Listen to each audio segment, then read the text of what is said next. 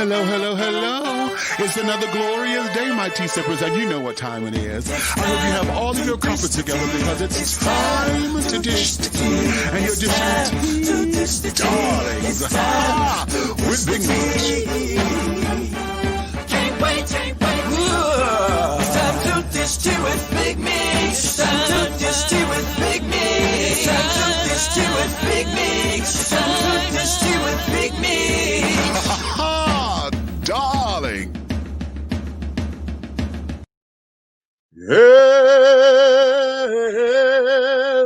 Hello.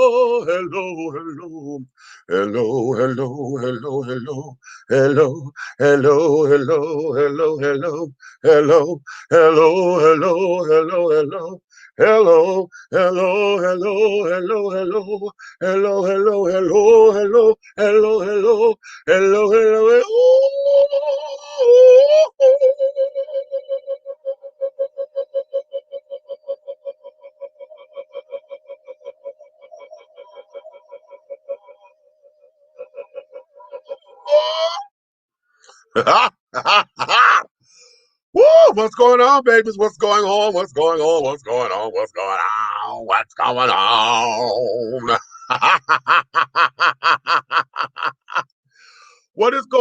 in the world out there today, my darlings, honey? It is another glorious day, my tea sippers, my crumpet dunkers, my tea brewers, my pot stirrers, and my tea leaf readers, honey. You guys know what time it is, honey. So I know you have all of your crumpets together, darlings, because it's time to dish tea. And you are dishing tea, darling, with Big Meat. What's going on, babies? What is going on?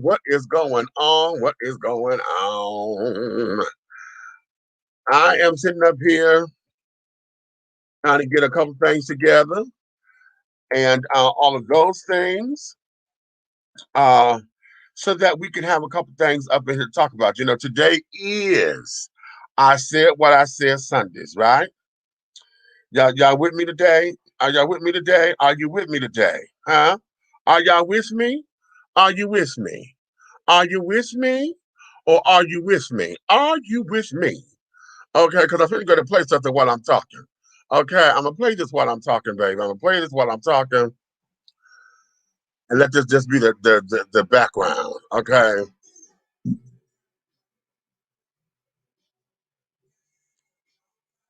Hey, come on now. It's going to be one of those days, okay? Y'all want to come up in here today? I'm going to let you. But don't come up in here after the goddamn food, okay? This is I Said What I Said Sundays, okay? Let me put this up here like this. Y'all see that stream out right there? Y'all put that up? What?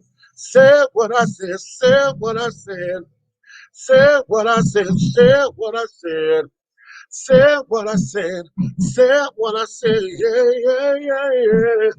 Woo! Okay, I love the hell out this song. This is Who is Theo, and he's going to be joining us Friday, y'all. He's going to be here Friday. But this is a perfect this way. But today I got a couple of topics I want to discuss that may be the hot button topics today. But on I Said What I Said Sunday, I give you the opportunity to come up in here and to talk about whatever's on your mind, Only rules that we have here is that you don't come up here being a fucking fool, and that you don't come up here and acting as if you don't know how to talk about what it is you're trying to say. We could agree to disagree. Just don't come up here being disagreeable, because I will fuck you up. Point blank. I'm not gonna be nice about it. I was trying to be cute and say, "Oh, I would no." It's one of those days. I will fuck you up in here. Okay, if you come up in here being stupid, it's okay to have unpopular opinions, because I don't want you to think that because you are against the grain that you won't be heard. That's not what this is about, honey. This is how we learn from one another. But if you're coming up in here being stupid, being just irreconcilable and carried on, honey, we're not gonna have that. Okay, we're not gonna do it. We are not gonna do it. You understand? Yes. Okay, because it's what? I said what I said Sundays. Huh? What? Yeah, yeah. Yeah, yeah. Yo. See what? Because he said what he said, honey. Okay. And I really need to get this on an instrumental. I'm gonna see if he got an instrumental track. If he got this on an instrumental track, I'm gonna see if I can cop that from him, honey, because I just need to have this in my ministries on an instrumental track, you know? Okay, on an instrumental track, you know? Uh, so that we can have it and just have it as the underline and carrying on as the underline to the show and things of that nature. Okay, good evening, good evening, good evening. Okay, hi, what you say? Nighthawk Network Hype Team is in the he's house. What's up? Okay, hey, kitty girl, what's up, kitty? Okay, kitty girl is in the house. Are you playing with the kitty or are you playing with Joe Kitty or is somebody playing with the kitty? Or is somebody playing with Joe Kitty? Ooh.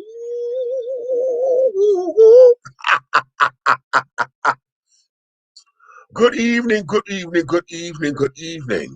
Okay, let me put up in here what I wrote for today because I really believe that uh, we're gonna hit on a couple of nerves. And the thing of this is that these particular topics, honey, I know we've discussed them in one way, shape, style, form, or fashion before. However, uh, Red was in the neighborhood, honey. Big Red was over this way, honey. We had a conversation, and I was like, "Damn, that's it right there." Okay. Um, and so because as I said what I said, we were going to this the the auxiliary title auxiliary, that's the word. The auxiliary title is I wonder, woman, who is the real superhero or the real superwoman or the real Wonder Woman in the world? Huh? Okay, the question is, what does it mean to be a strong black woman? Huh? What does that mean?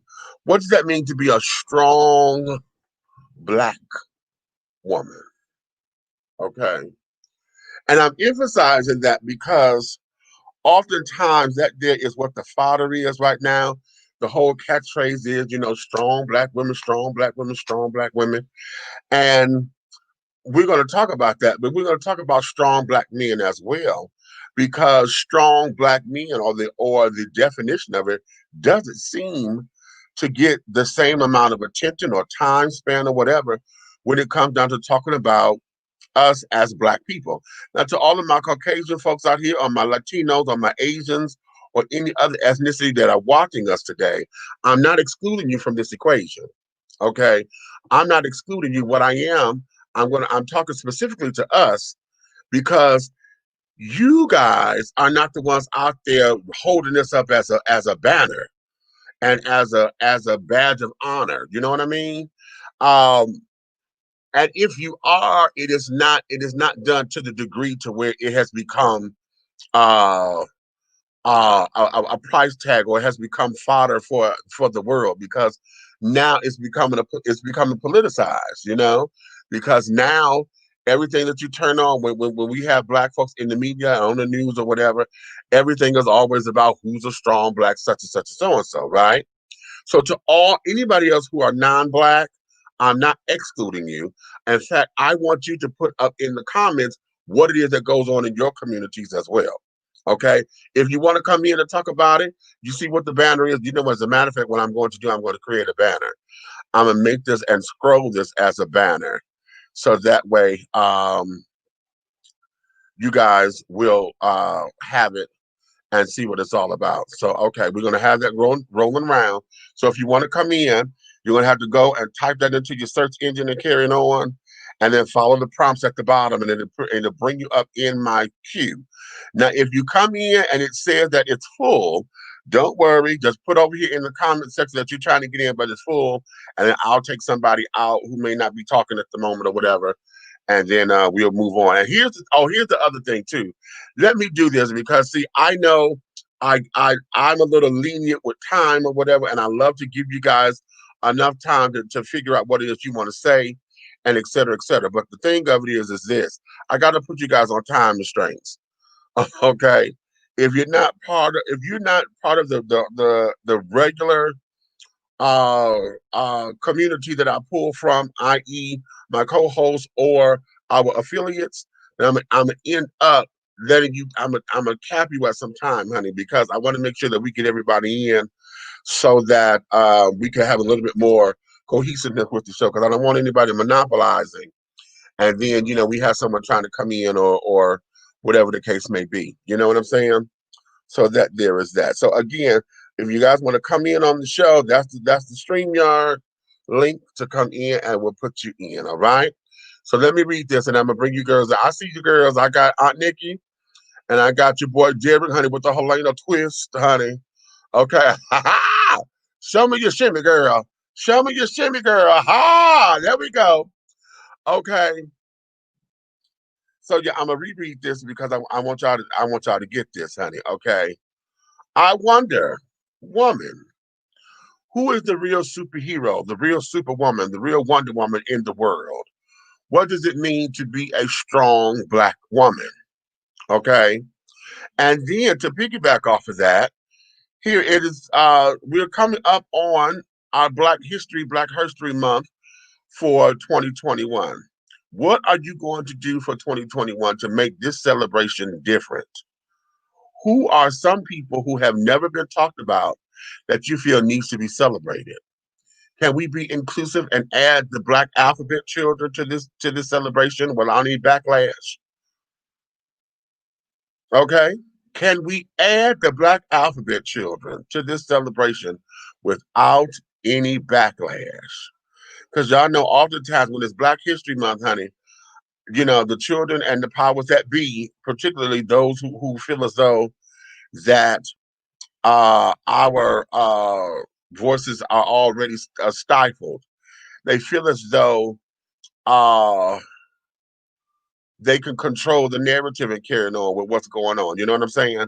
And anything that is contrary to that or comes or want to come against it or whatever the case may be, it seems as though we want to stifle the progression because we don't want all of our elements to be seen. For whatever reasons you feel as though the Black alphabet children don't need to be there, y'all make it be known. And it's as soon as somebody say, "Oh, let's add the contributions of this person and that person," if you find out that they're alphabets, honey, then it becomes a problem. Or if somebody say the children trying to usurp something, okay. So that is really, really, really, really something. Okay.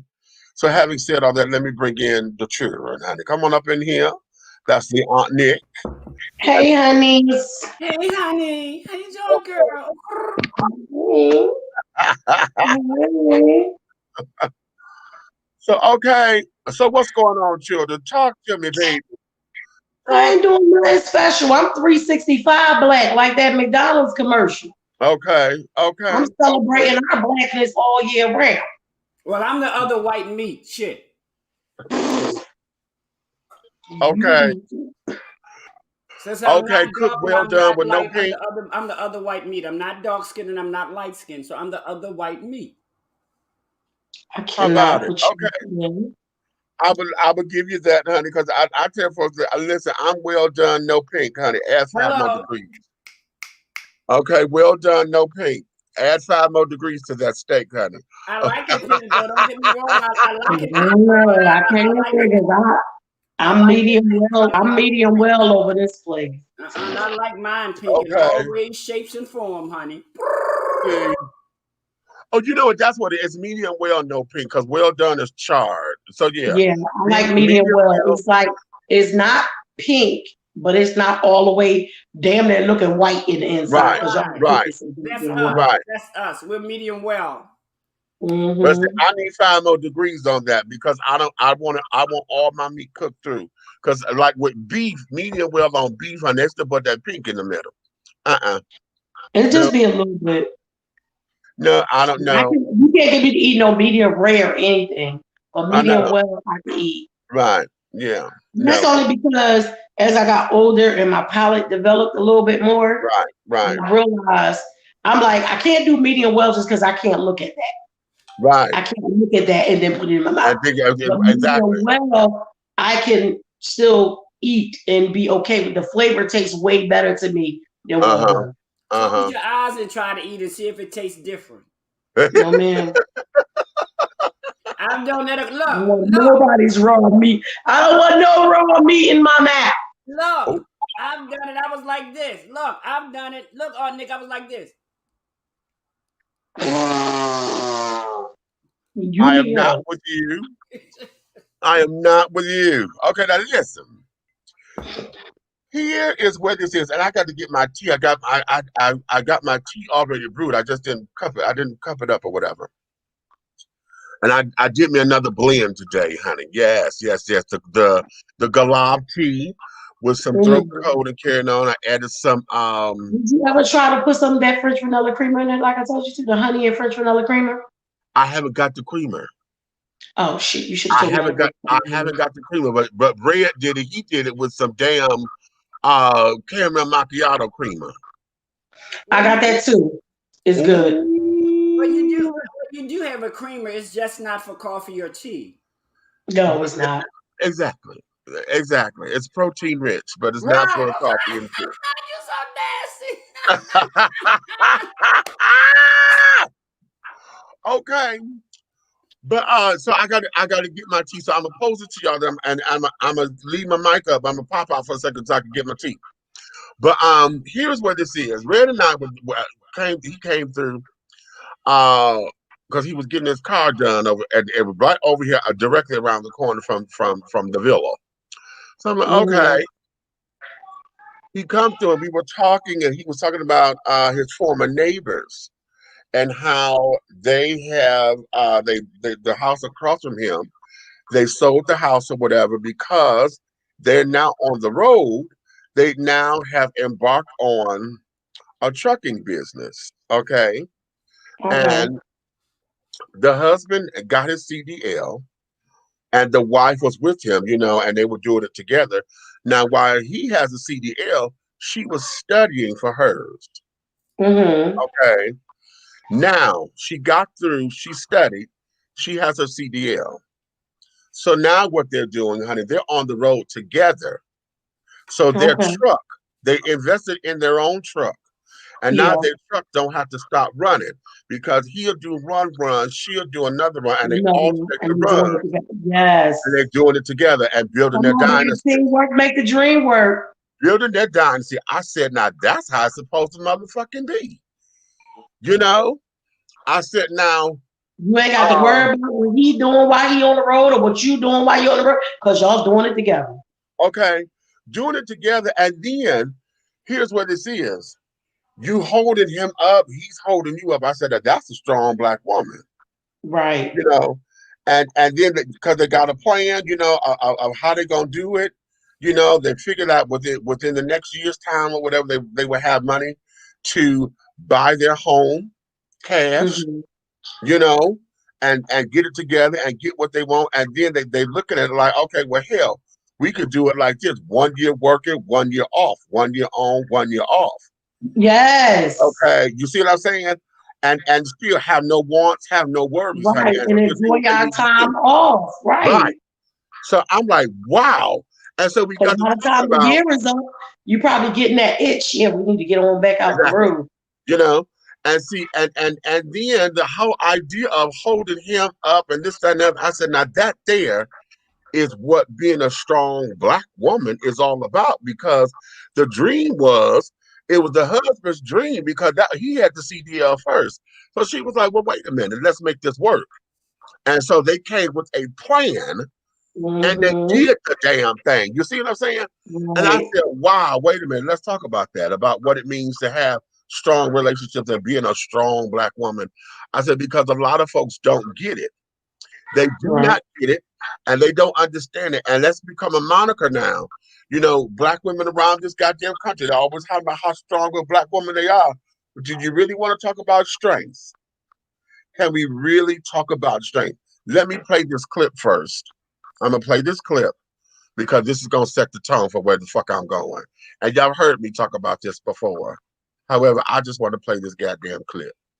Good morning, good morning, good morning, my loves. Good morning. How you doing, sister? Let's start with love. Let's start with love. Let's start with love. Baby. How are you? Good morning. I'm wonderful.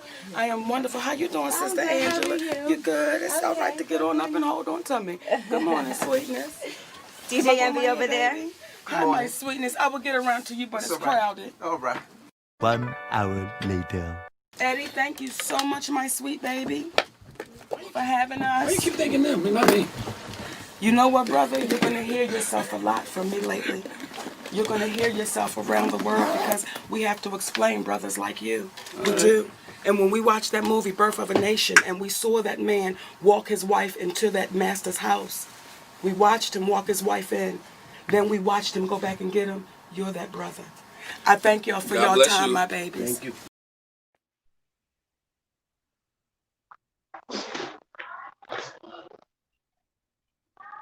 The reason why that clip bothers the fuck out of me, and y'all heard me say this on a few other platforms. As a matter of fact, when she did that and carrying on, and I went immediately to my platform, and I was like, listen, you want to talk about calling him this, that, and the other, but you want to talk about the strength of a black woman, and you want to call him the sellout.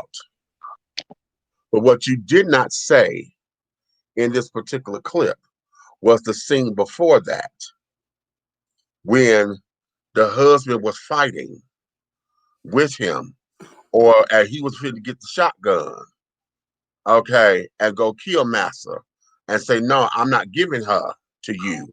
And this, That part. Okay, I'm not giving her to you. And she said, she calmed him and said, baby, it's okay. Now, I'm paraphrasing because I don't have all the right lyrics. Okay, but I'm paraphrasing. Where she said, it's okay, because I need you to stay here. I can't have you out there, because if you do something, they're going to kill you for sure. This family don't work without you. Okay? I'll take the hit, because I need you here.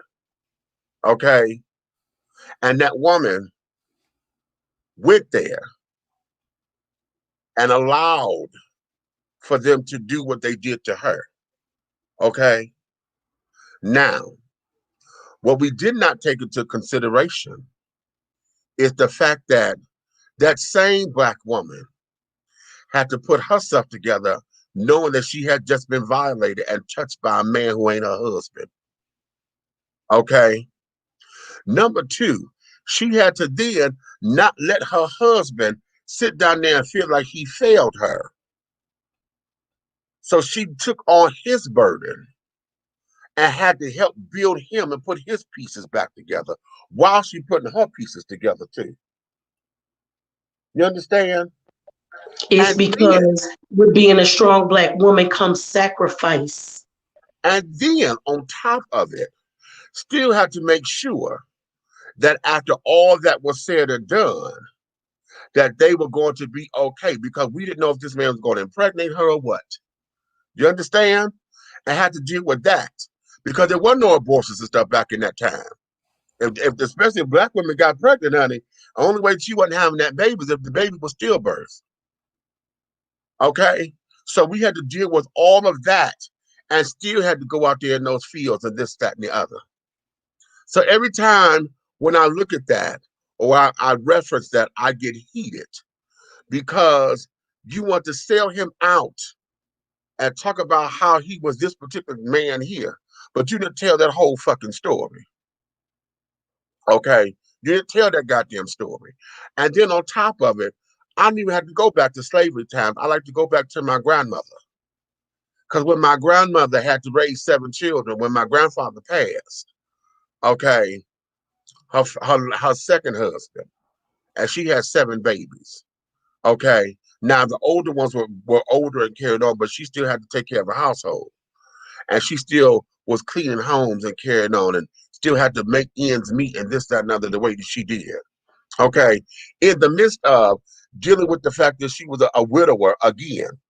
I mean, a widow again, dealing with children. Okay, not knowing if she would able to get another man again. You know what I'm saying? Because especially in those days, it was all about whether or not you know, Didn't nobody want to necessarily take care of another man's kids. You know what I'm saying? And then having to be an upstanding citizen. What about your children? What about the see? You want to talk about strength of a black woman? You talk about strength. What does it mean to be a strong black woman and not be a motherfucking bully? That's one of the things we're gonna talk about. And somebody said, "What did I just watch?" Leah said, "What did I just watch?" Leah, what that was, Leia, Princess Leia. What that was if you go on YouTube, maybe about a year or two ago, Monique had gone on to the Breakfast Club with Charlamagne the God and carrying on this, that, and the other. And she wanted to confront him because he had gave her and called her donkey the other day. He gave her donkey the other day. Okay. Everybody, you do something stupid, Charlamagne give you donkey the other day. Shit. Okay. She was upset about that and she wanted to confront him. Now, I felt it was very disrespectful that she kept calling him Leonard instead of Charlamagne the God. But I knew what she was trying to get at because she felt that he was disrespectful for calling her, making her donkey the other day. So she went in and started calling him Leonard when she found out that was his name. Okay. And I'm like, okay, but you didn't earn that right to call me Leonard, bitch. No, you didn't. That's the first My thing. mama gave me that name. My mama gave me that name, but the world knows me as Charlamagne the God. Charlamagne the God. You ain't got to call me. You ain't got to say Charlamagne the God, but you gonna call me Charlamagne. Charlamagne, because there's plenty of people who don't say Charlamagne the God. When they introduce him, they say Charlamagne the God. But when they're having a conversation with him, they just say Charlamagne. Right, and carrying on. And so I found that to be quite disrespectful. But at the same time, looking at it from her standpoint, she felt disrespected. So blah blah blah. So I got that little pettiness there, okay. But at the same time, I bring this subject up because when we talk about us as a people, and when we talk about what it means to be a strong black woman in this day and time, and then when we looking at what are the examples of that, because you got strong black women on all these goddamn reality shows, honey, that's flipping over tables and shit, and claiming that's what being strong is. You know, you got strong black women who feel that just because they could stand up to a man and take him on and act like they could take a man toe to toe and go fist to fist with a dude, that they are a strong black woman. And that's not necessarily the case. Being able to run your mouth and scream and all of that old stuff and prove that you make this amount of money and all kinds of, that's not being a strong woman. Okay. So that's why I said a strong black woman means the sacrifice in it all, whether it be for your children or your husband and your children. You know what I'm saying? A strong black woman is that mother that go to work every day and go without so her motherfucking kids can have and never complains. That's a strong black woman. A strong black woman is knowing sometimes, you know, back in the day when our grandparents, they knew that their husbands wasn't shit, but they still held it down because he paid the bills. So she was quiet. That's not weak. It was strong to make sure that her household stayed together. Right. And that she wasn't put out. Confused the two. And remember, back in our grandparents' day and carried on, many of them did not know finances and carrying on. All they did was the husband made the money, she paid the bills, but she didn't know what the finances were. Right. You know what I'm saying? She handled all of that and carrying on. She kept the house happy. Wasn't as educated. Right. You know what I'm saying? And the little bit we might have, you know, we might have took pride in that. But remember, especially in our grandparents and great grandparents, even if the woman had a little bit of education, the man probably had less. Less. Yeah. And she was not going to make him feel less than. Less than, exactly. But you bitches nowadays, let me get to what I said, You bitches nowadays, there are some ain't shit men, right? I'm not going to say that it ain't.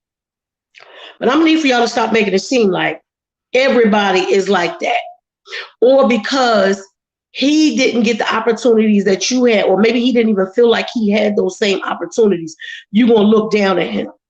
He a mechanic at the goddamn mechanic shop, He working hard every day. But because your funky ass got 2 damn degrees, you looking down on him like, well, stop it. Stop it. Because then you be the first bitch talking about why they always going after a white woman. Because get your fucking life together. When there are ones who are respectable, ones that are proud and are doing something, it might not make as much money as you do, but he don't deserve no less respect. You understand? Y'all need to stop that bullshit. And bitch, you got a problem, come to me. I said what the fuck I said. What you said? Okay, okay. Derek, you finna say something. What's up? I say, but see, we have to realize that a lot of them were not book educated, but let's not forget the fact that they were educated. Come on. See, that's what we forget. We forget that, like Meech said, you know, the men went out there and worked, and some of them women weren't educated, but they were educated enough to learn how to balance that checkbook, learn how much money went on this, how much money went on that, and that's educated. May not be book educated, but they were educated, period. Hey, Sue, don't forget, educated in all kinds of ways. When we ain't have enough, we made enough. That's education. Think about when Wall Street and shit crashed. You see us jumping off a motherfucking bridge or a building? Fuck no, we make it work. Well, most of us wasn't jumping off of most of us wasn't jumping out of building because all of us worked on the first damn floor anyway. Or in the basement. Or in the basement. But I agree though. Things like that is education that people don't think about. You know what I'm saying? To be able to run a household, take care of children, you know, cook and clean and all that old stuff. Those are skills. Yes, they are. Those are skills. Let me do this because I remember an episode of Family Matters. Mm-hmm. No, and that's not Harriet was going out for a job. Mm-hmm. Okay, she was getting back into the workforce, mm-hmm. and she handed in her resume. And they went through, and basically they said that, oh, well, you're not qualified for the job. She said, but I know I can do this job, and carried on. And she said, but you're not qualified. Your resume doesn't say you're qualified. She said, yes, it does. Yeah. And he says, where? It doesn't say that. And she said, yes, it does. She said, right there at the top, it says Mrs. Harriet. Okay. She said, honey, she said, listen, I know how to budget the checkbook and balance the checkbook, honey. I know all about finance and getting creative with finances. I'm conflict resolution because I got a husband and 3 kids. Okay. And dealing with my mother-in-law, you know. She said, so you want to talk about, she said, no, I know about how to make something work and how to run a corporate system. Okay. And when she said that, I howled. Mm-hmm. Okay, how? Because it's true. You know, and here, what we have, this is why they say, you know, there was a battle. See, remember, and I'm standing with strong Black women because there was this battle between women who were in the workforce and women who stayed at home. Yeah, because I didn't like that shit either. You want to try to put them down because they stayed at home. No, bitch, that's a hard ass fucking job. That's a hard job. A never-ending job. Right.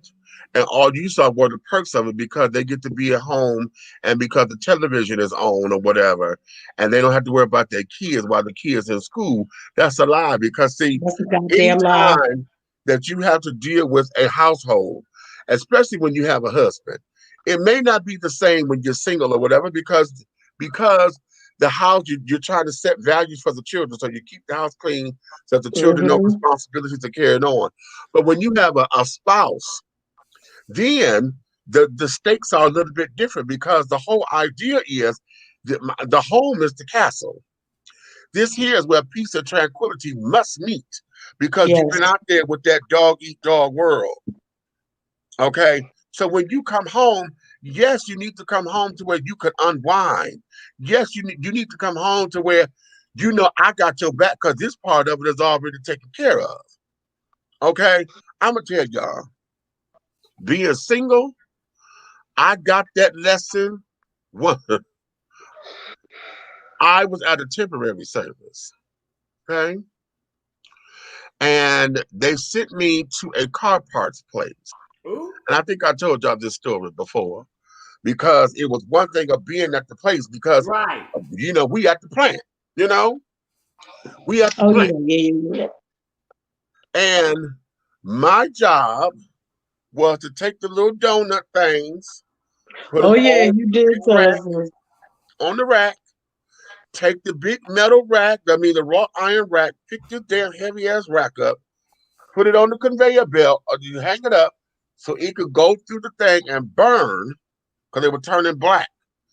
And then I had to go over to the other side, take a fresh rack off, put it down, and start all over again. I think you got like 18 or 20, 25, whatever it was, on the rack. So boom. So that was what I did. Okay. Now we got these damn little flimsy ass cloth gloves on. All of the little metal parts are covered in oil so they wouldn't rust. This is raw iron that's going through a motherfucking burner. So I got to go over here and grab this hot ass wrought iron rack and bring it over maybe 16 steps over to where I was and put it down. Mind you, the gloves are wet from all the goddamn oil, not water, oil. So it made that even hotter. So I'm burning the fuck out my hands, putting this rack down and doing this all over again. Now, mind you, you're standing and bending over a little a cart, a crate. So all that stress is in my back. Okay, you stand up, you feel all that. Put it down. Da da da da da. Stand up. Okay, all that's in my back. Then you start to feel mechanical because after so long, you start to zone the fuck out, right? Because now you done got into a rhythm. Because this is production. So I'm like, okay. I started singing so I can keep my mind right. Because, I'm trying to keep my mind active because I just started to zone the fuck out. And my supervisor on the line, he said, oh, somebody must be happy. I said, happy? What makes you think I'm happy? He says, well, because you sit up here singing and carrying on. And, I said, no, I'm singing because my mind has just left a body here, and I'm trying to get it together. So I'm like, okay. So we done did all that. We done got through the day and this and the other. When I got home, mind you, I'm single, and I had got the call at the last minute. So I was a fill-in. So I had to rush, jump up, and carry on. So the house was dirty as hell when I got home. I had threw everything everywhere. So coming home, I'm looking like, what the hell? What the hell is this? Because then I got mad because I'm like, shit, now I got to clean up this goddamn house. Then I went to the bathroom and I got in the tub because I was sweaty and funky and shit. I got in the tub, and it was then that I realized why my father fell asleep in the tub all the time. Because I was tired. And when you get your body get relaxed in warm water and things, I went to sleep in the bathtub. And that was the first time that I got that. I was 24, 25 at the time. And I had got it. I knew exactly what that meant. So being a single person, and knew what that was to come home and was mad because now I had to clean up the house. I had to cook my own self something to eat. You know what I'm saying? And I had to do that for myself, but I was tired as hell and didn't feel like it. So it was like, damn. And I started to understand the dynamic of having someone there you know, that's going to have your back, that's going to make the, you know, keep the home together, so that when you come home, it's like, oh, okay, all right, you know, and then you appreciate them for doing what they've done to keep you in order, to keep it together, to keep it running, because you realize it's not just, you realize it's a partnership. You know what I'm saying? And so it's because of that that I come up and I ask these particular questions about women who um who are stay-at-home moms or whatever, and you have to make it work. You know, and while you see all the time when you see in movies and stuff, and you maybe y'all grew up and heard that when husbands will come home, you've been sitting around watching TV all goddamn day, and my food ain't ready. The house are, you know, you start to understand that. I didn't get it when I was a kid, but child shit. When I got it, I was like, oh my God, that's what this is. You know what I'm saying? A strong black woman to me was my stepmom, because my stepmom was a domestic engineer. She spent 3 and 4 hours a day cleaning other people's houses, and then had to come home and clean her own damn house. Boom. That was a strong black woman to me, along with taking care of the kids, making the beds, and washing it. The same thing she doing in these other people's house. She still had to come home and do that for her own house. Right. I felt it on both sides, Meech, because when I was married and when I was single, because when I was married, I wasn't a stay-at-home mom unless it was one of the times when I had just had the kids. You know what I'm saying? Mm-hmm. So I got up and went to work every day, and then we got to pick the kids up from school and from daycare. And then when I come home, I still got to cook and clean and all that kind of stuff, because I know whatever the hell. Well, no, because I don't, unless Brian's out in the field, or like when he went to the golf and shit like that. Well, that's the only time I think I was like by myself. But you know, as a wife and a mom, even when you go to work, you still feel like those is your duties. Now, it might be times when you be like, nigga, I'm tired. I need some help. Right. But for the most part, that's not how that go. You know what I'm saying? You know, if I get home first, you know, I got to get the kids and stuff all together and make sure y'all calm enough when daddy come in the door, because daddy done been working all day in the motherfucking motor pool and shit, trucks and doing this and doing that, driving all over. So I can't let you attack him when he walked through the door, because he tired. Right. Let him get through the door, get out his clothes, get his shower, make sure the food almost ready by the time he get all that other stuff done. Then we can sit down as a family and have dinner and have a good little talk and stuff like that. All of that stuff after I done been to work all damn day. I worked in the mess hall. I'm cooking and cleaning all day in the goddamn mess hall. People don't realize, and it's not, I don't just think the women, I think, like you said, strong black woman, strong black man.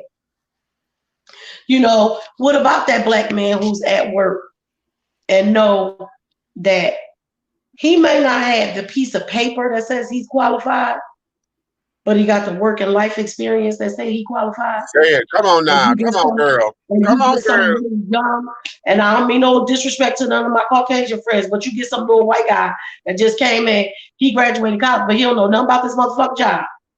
You done worked there 15 motherfucking years. And now you got to train the motherfucker that's about to be your boss. Mm-hmm. Come on. The shit, the psychological shit that we go through, because, and then it make it so bad is you'll have, you know, the boss that try to pretend like it ain't his fault. Yeah. Well, you know, I didn't have nothing to do with this decision. The fuck out of here. You the main one. Get out of here. But that's it. That's his saving grace, and that's how he's protecting his ass. Right. Plain and simple.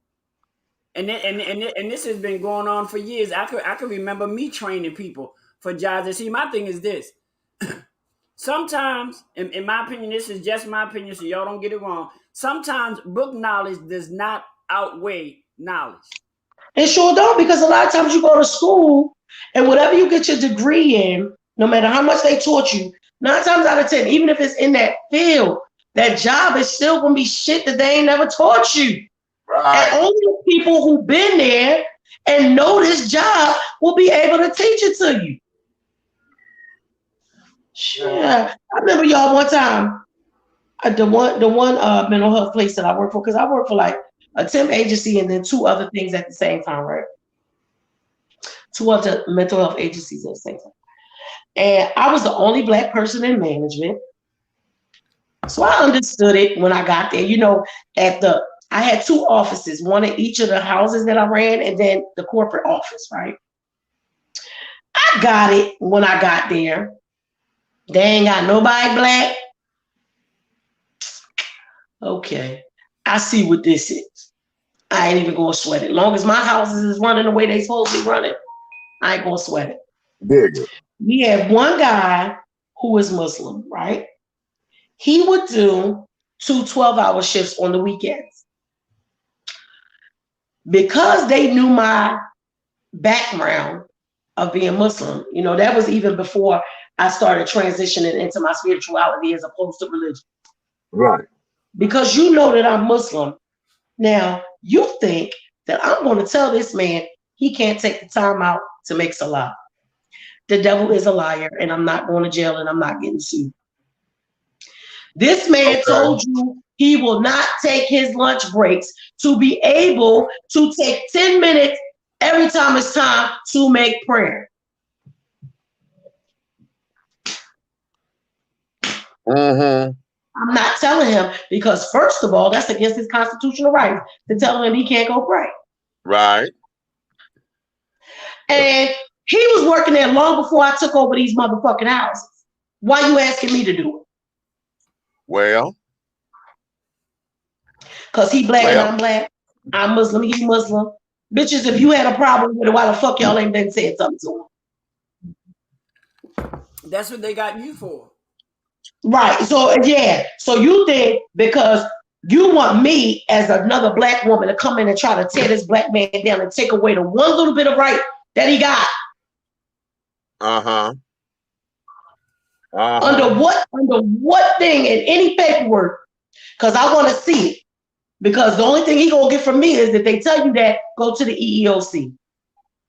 How about that? How about that? Hold on, let me go to the comments. Let me go to the comments because I had a couple that came up in here. Everybody say hello, hello, hello. Okay, I didn't like that. That's Pranita talking about Monique. It is doubling up on my end, repeating some of the statements. Child, okay, you know what? That's this goddamn.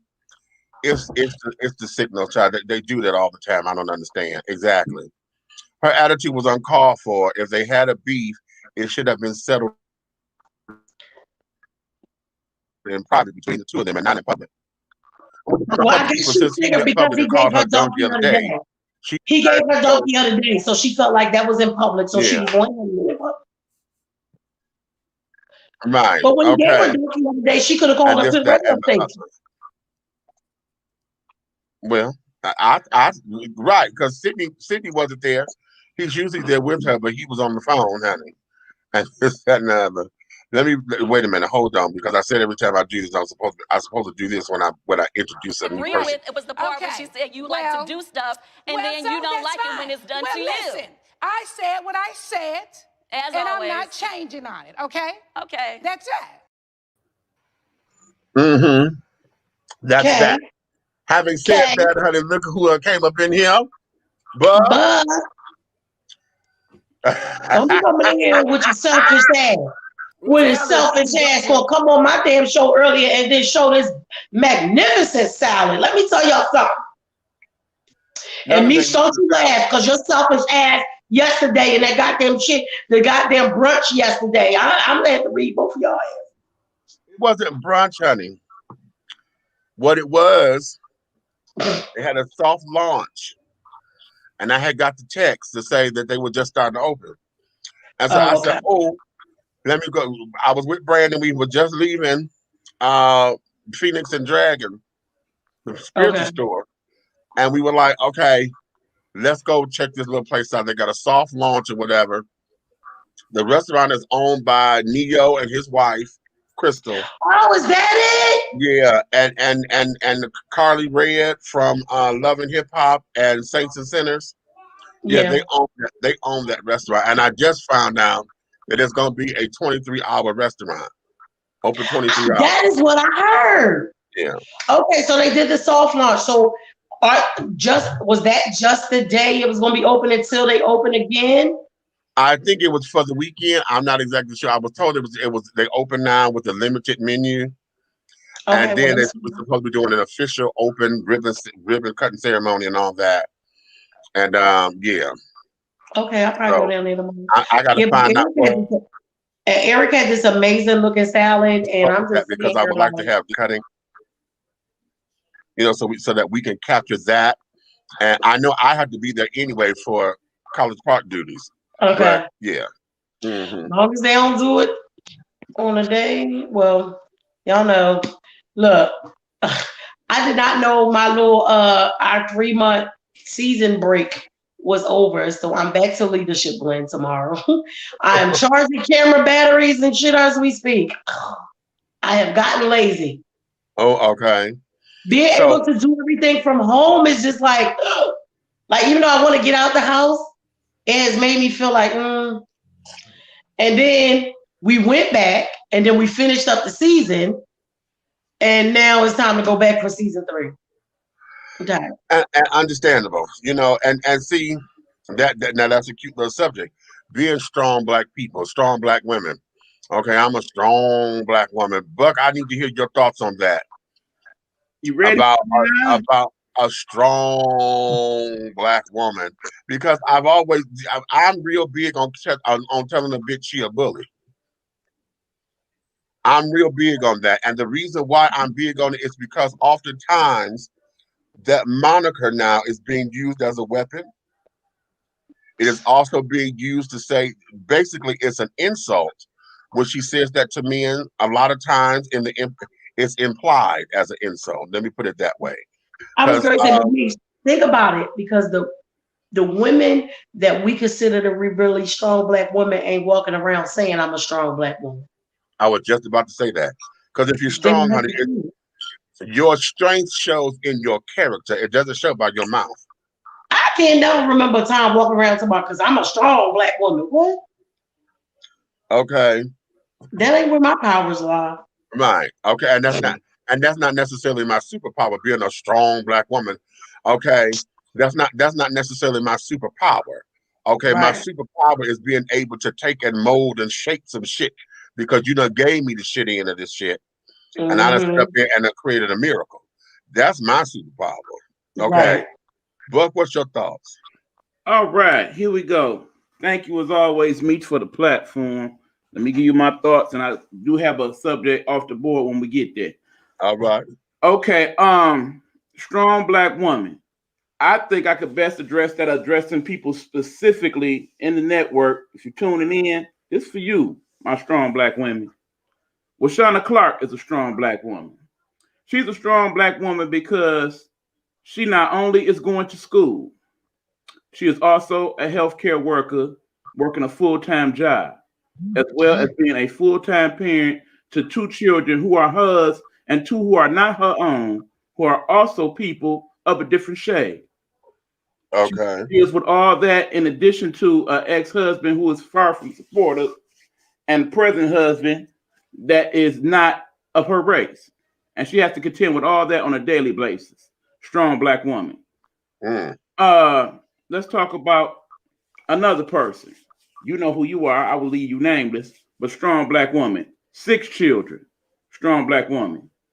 Homeschooling them all. Making sure they all eat, fed, clothed. 2 of them are athletes. Make sure she goes to all their events. 2 different schools, mind you.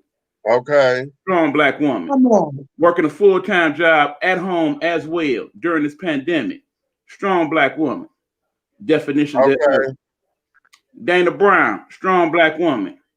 Left here to go to Texas for a better job opportunity. Is an auntie. Is a mama. Is a sister. Is in her sorority. But also is an educator. And not only is any educator educating special ed children during this pandemic on the computer.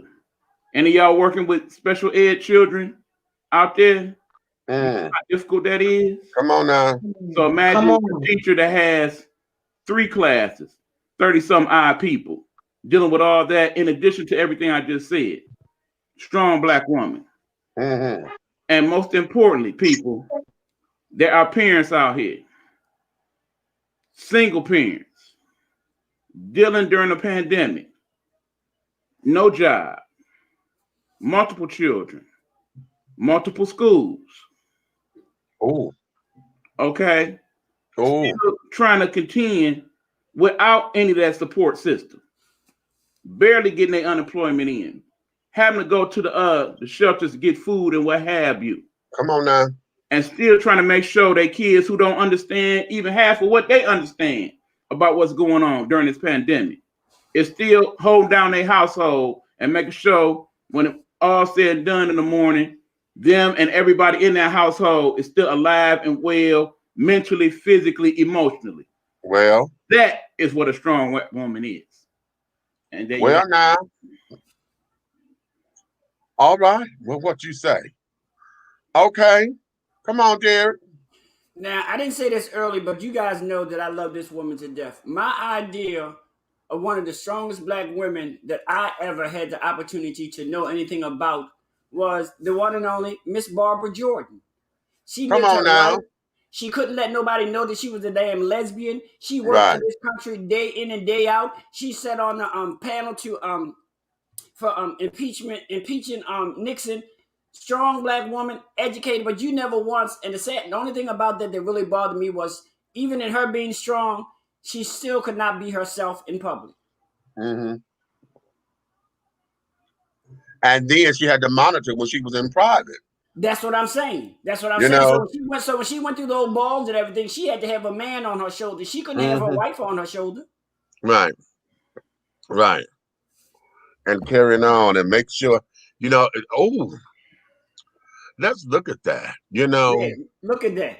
Let's look at that let's look at it. Those of us who are alphabet children, let's look at those who came before us. Look at where you are. Look at your own life, okay? And whether you out or not, I just want you to look at where you are, okay? And imagine those who came before you, okay? For those of you who are in interracial relationships, look at where you are today and imagine those who came before you, okay?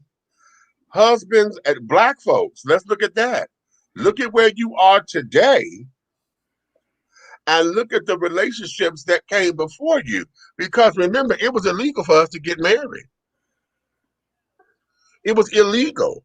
That's why the whole jumping the broom is so sacred for us, because that was our connection that we did. That was it's a black thing that you just won't understand. Y'all remember that back in the 80s? It's a black thing that you just don't understand. That broom was symbolic for us to say that we done did this. And if you really want to know the truth about it, I think those marriages were even more solid today because it was done the way how I feel a marriage is. It was done in front of your friends and before God.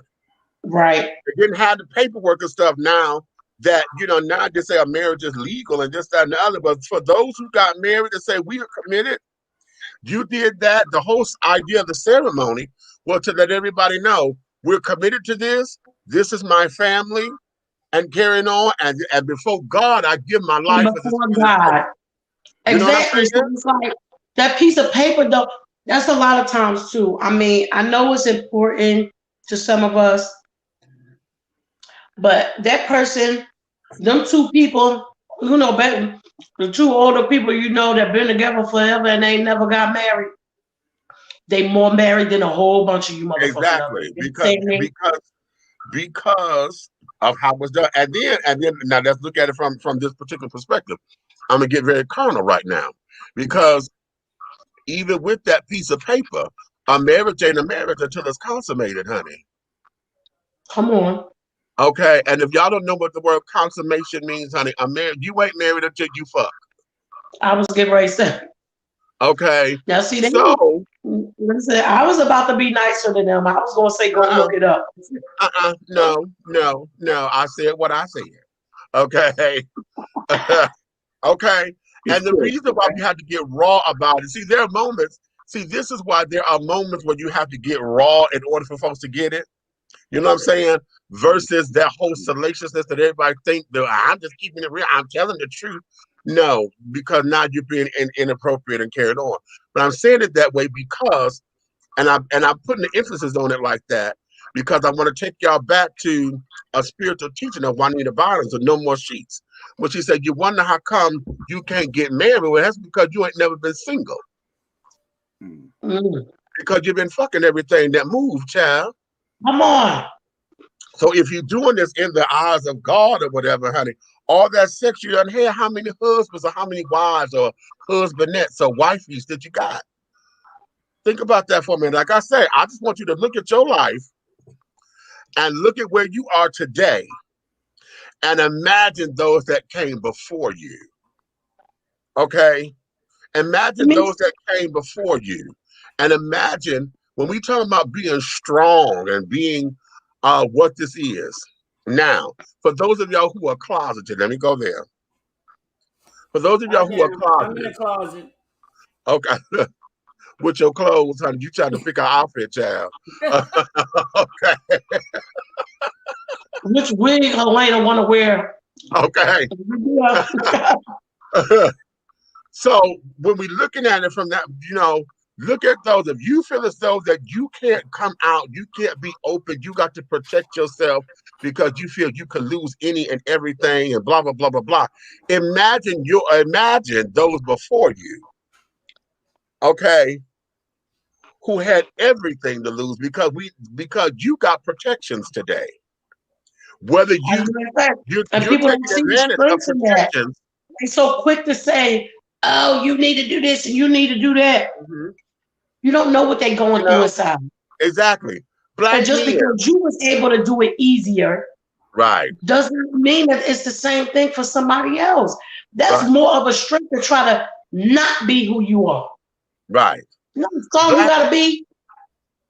Black women. I'm gonna go here.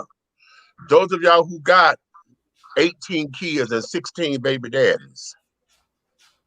Okay. Yeah, I said it. Okay. Those of you who got 18 kids and 16 baby daddies. Girl, you better come on that school. Is that the twist? This is your choice, mother, father, sucker, brother, cousin, uncle, aunt, sister, niece. Is that But wait, did you see me say how many kids, how many baby daddies? 18 kids with 16 baby daddies. Ooh. Okay. Somebody. And the reason why I'm stressing it is because it's not like it's nothing new. It's that I want you to look at your life and I want you to look at those before you. Because see, those who came before you, hell, our husbands, the families got separated. The women were raped, had multiple babies, and had multiple this, that, and other. And that there was not their decision. They didn't have a choice in that. You did. Right. You had and a even choice. if they had multiple daddies, a lot of times, we gonna exclude Massa from this because we know about his part in it. Right. But what about the ones who did commit themselves to somebody, and then before you know it, he was sold off? Right. And so now time that went by, now you got somebody, you have to have somebody else. Right. And I'm also going to exclude those who lost their significant other to death, whether it was through the war, whether it was gangbang, and whatever that is. The person you was with, that was your long term, you lost them because of death. I'm going to exclude that. But I'm not going to exclude you searching for love and looking for love and thinking that having all these goddamn kids for somebody was the answer. Okay? So I just want you to look at your life and then look at those who came before you. And imagine, when we talk about being strong, are you really strong? And what is your definition? Okay, who are the real superheroes? Who are the real superwomen, the Wonder Women? Okay, in this equation. You understand? Because now, for those of y'all who are bakers, okay, you make a living off of baking cakes and carrying on. Look at where you are today And imagine that your ancestors, those that came before you, that didn't have the luxury of having an industrial oven where you could sit down there and get 16 cakes done at one time. You understand? Look at where you look at it. They didn't have the electric mixers and the big mixer. You could sit down there and put 25 pounds of flour in at the same time. Okay, they had to do that shit one at a time. They didn't have them. They had to. We talked about that the other day. How many stirs it takes to get the dumps out the damn thing? Okay. Yeah, I want wherever you are in your life, think about those who came before you. Mechanics. Before you was able to sit down there and change a tire off the rim, you had to go up in there and get a crowbar and pull that motherfucker off the damn thing. You didn't have the little thing that you hook the tire up and that bitch dip around real quick and thing. Right. You didn't have that. Okay?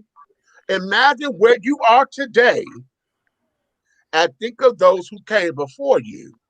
Now, my father was a master mechanic, and I seen him take a chain, wrap it around a big-ass tree trunk, and pull a fucking motor out of a car.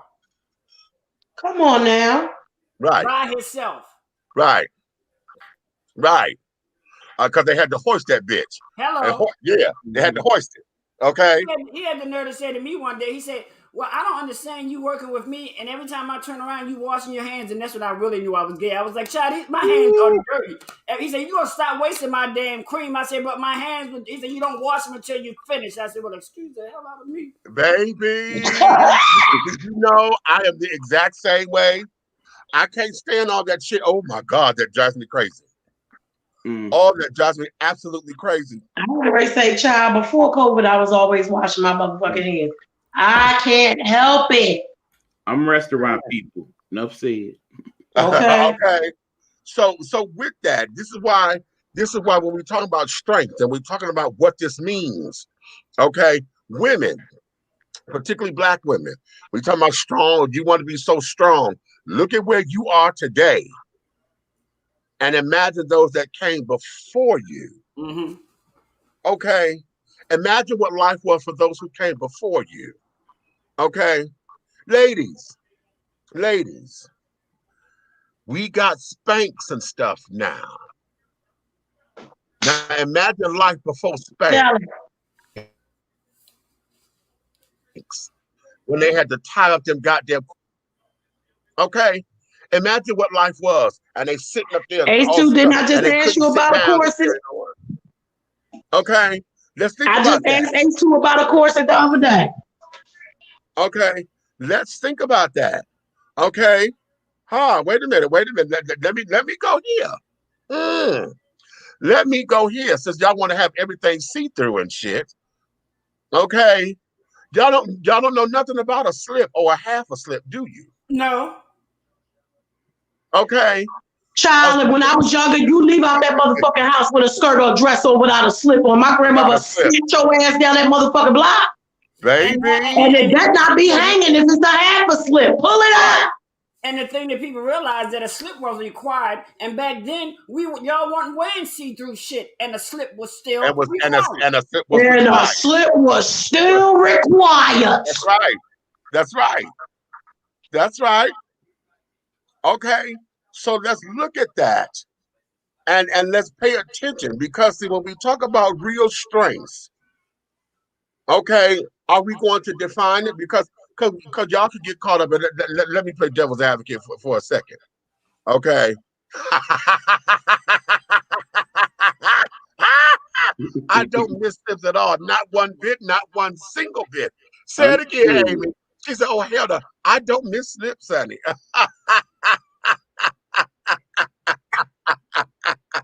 Amen. Okay. Oh, okay. What's a half a step? I hated them.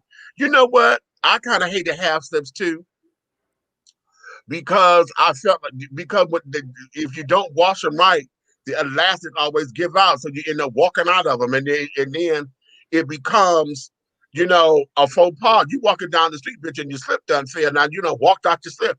Oh, that is always so embarrassing, honey. I seen the lady coming down the elevator. She started at the top, and honey, I tell you, when she got to the bottom, so was her slip. Look, I had hit the damn button trying to say me too, Amy. And let me tell you what else. I'm glad I wore long skirts. Like I love wearing long skirts, right? And y'all remember back in the 80s and stuff, we had the long leather skirts and all that stuff. Let me tell y'all something. I hate motherfucking pantyhose. But I was so glad that I wore long skirts because I could wear me some knee highs. Because bitch, when I had to go to the bathroom and then the damn stockings get all twisted up and shit like that. Stockings get twisted, and then you had nylons on. They ran, honey. Because oh my God. Okay, now listen. Charlie, you had to know if you needed OPEC or if you needed ultra sheer and all that old bullshit. Listen. Now when I need some motherfucking pantyhose, I gotta search under the motherfucking earth to find someone. To find them, right? What you say, Jared? Let's not forget the ones ancestors who were tailors, but they weren't tailors with patterns. They didn't have none of that. They did everything. You better say that by hand. You know what? And thank you. Let's go even further. Let's go further back. Because let's go back for those of y'all who thought it was so simple to go buy clothing because you all designer out. Okay? Let's think about that. If you are a label whore, I want you to think about your ancestors. Because before there was labels, honey, they couldn't get clothes. They had to make their own clothes. So everything that y'all thought was potato sacks and carrying on, honey, they sat down there and made those clothes by hand. Don't forget, when you was on the plantation, honey, you got one pair of shoes, one shirt, one pair of pants. How about, I think if you got shoes. You want to go there? If you got shoes. You want to go there? For those of y'all who got 1,600 pair of shoes, and I'm guilty of that because I'm a shoe whore my damn self. I am too. I'm sorry. I got a million pairs here. Now listen, you know, listen, I'm transparent, honey. I'm not going to come up on here and holler at you and not holler at my own ass because I am a shoe whore. Now, I'm not necessarily a label whore, but baby, you can give me a cute pump, honey. Girl, bye. Okay. I have over 300 some pairs of shoes in here, and I could promise y'all most of mine never even wore. Yeah, I don't have that many. I don't have that many yet, but I got shoes in here that I haven't worn yet. What you say, Helena? I'm a virgin hoe. Okay. I got shoes in here I have not worn because I have not found the right outfit yet. Okay. Because I done found a shoe on sale. I'm like, oh no, number one, the price was right, and I could not leave that goddamn shoe.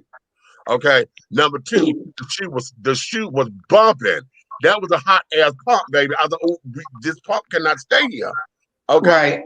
Now we got to get an outfit to go with it. And I was going to say, most people buy the outfits and then buy the shoes. I was different because my mom is the same way about shoes. She would buy every fucking fly pair of shoes she could find. And she said, well, we'll find an outfit later. Right. But I ain't leaving out here without these shoes. And Misa, I'm not leaving out here without these shoes. The other part you forgot to add on to yours is, and you also have to buy because you may not find that bitch in your size. In your damn size. Again. But you say it. Say it. Say it. Ever again. I hated pantyhose, but I love tights as a girl, much warmer and concealing. Yes, you know, because I don't know tights like that. I never worn tights. I wear tights. No, that's not true. No, tights like remember because we had the OPEC stockings. Yeah, and they were closer to tights. Yeah, that's what it was. Because they were so thick. They were very thick and they held everything together.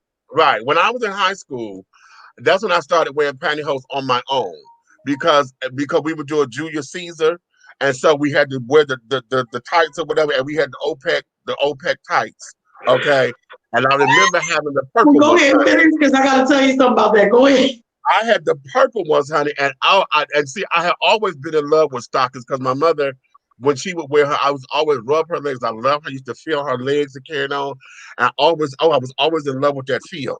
So when I started wearing stockings in high school, all the kids, they clocked, honey, I was a whole bunch of fags and sissies and carrying on. Oh my God, it was ridiculous. It was ridiculous. Around Cody.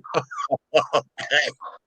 So, Mhm. but I don't have the full experience of tights because I only did it then, and then it went to pantyhose. But then when I started performing, it was more so just getting stockings and pantyhose and things. I had to get sheer or ultra sheer because I had to make sure I don't wear 16 pairs of stockings or whatever because I don't wear a lot of pads.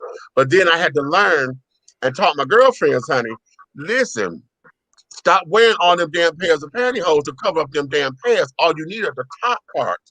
Cut the tops off some old pantyhose and use that to conceal your pads. So that way Yeah. you ain't got all this damn fluff in your shoe and fucking up Right. your feet trying to squeeze your shoe in this your Mhm. foot in In this the shoe. shoe, in the shoe. And you got too much thickness in the damn because you got on so many pairs of stockings.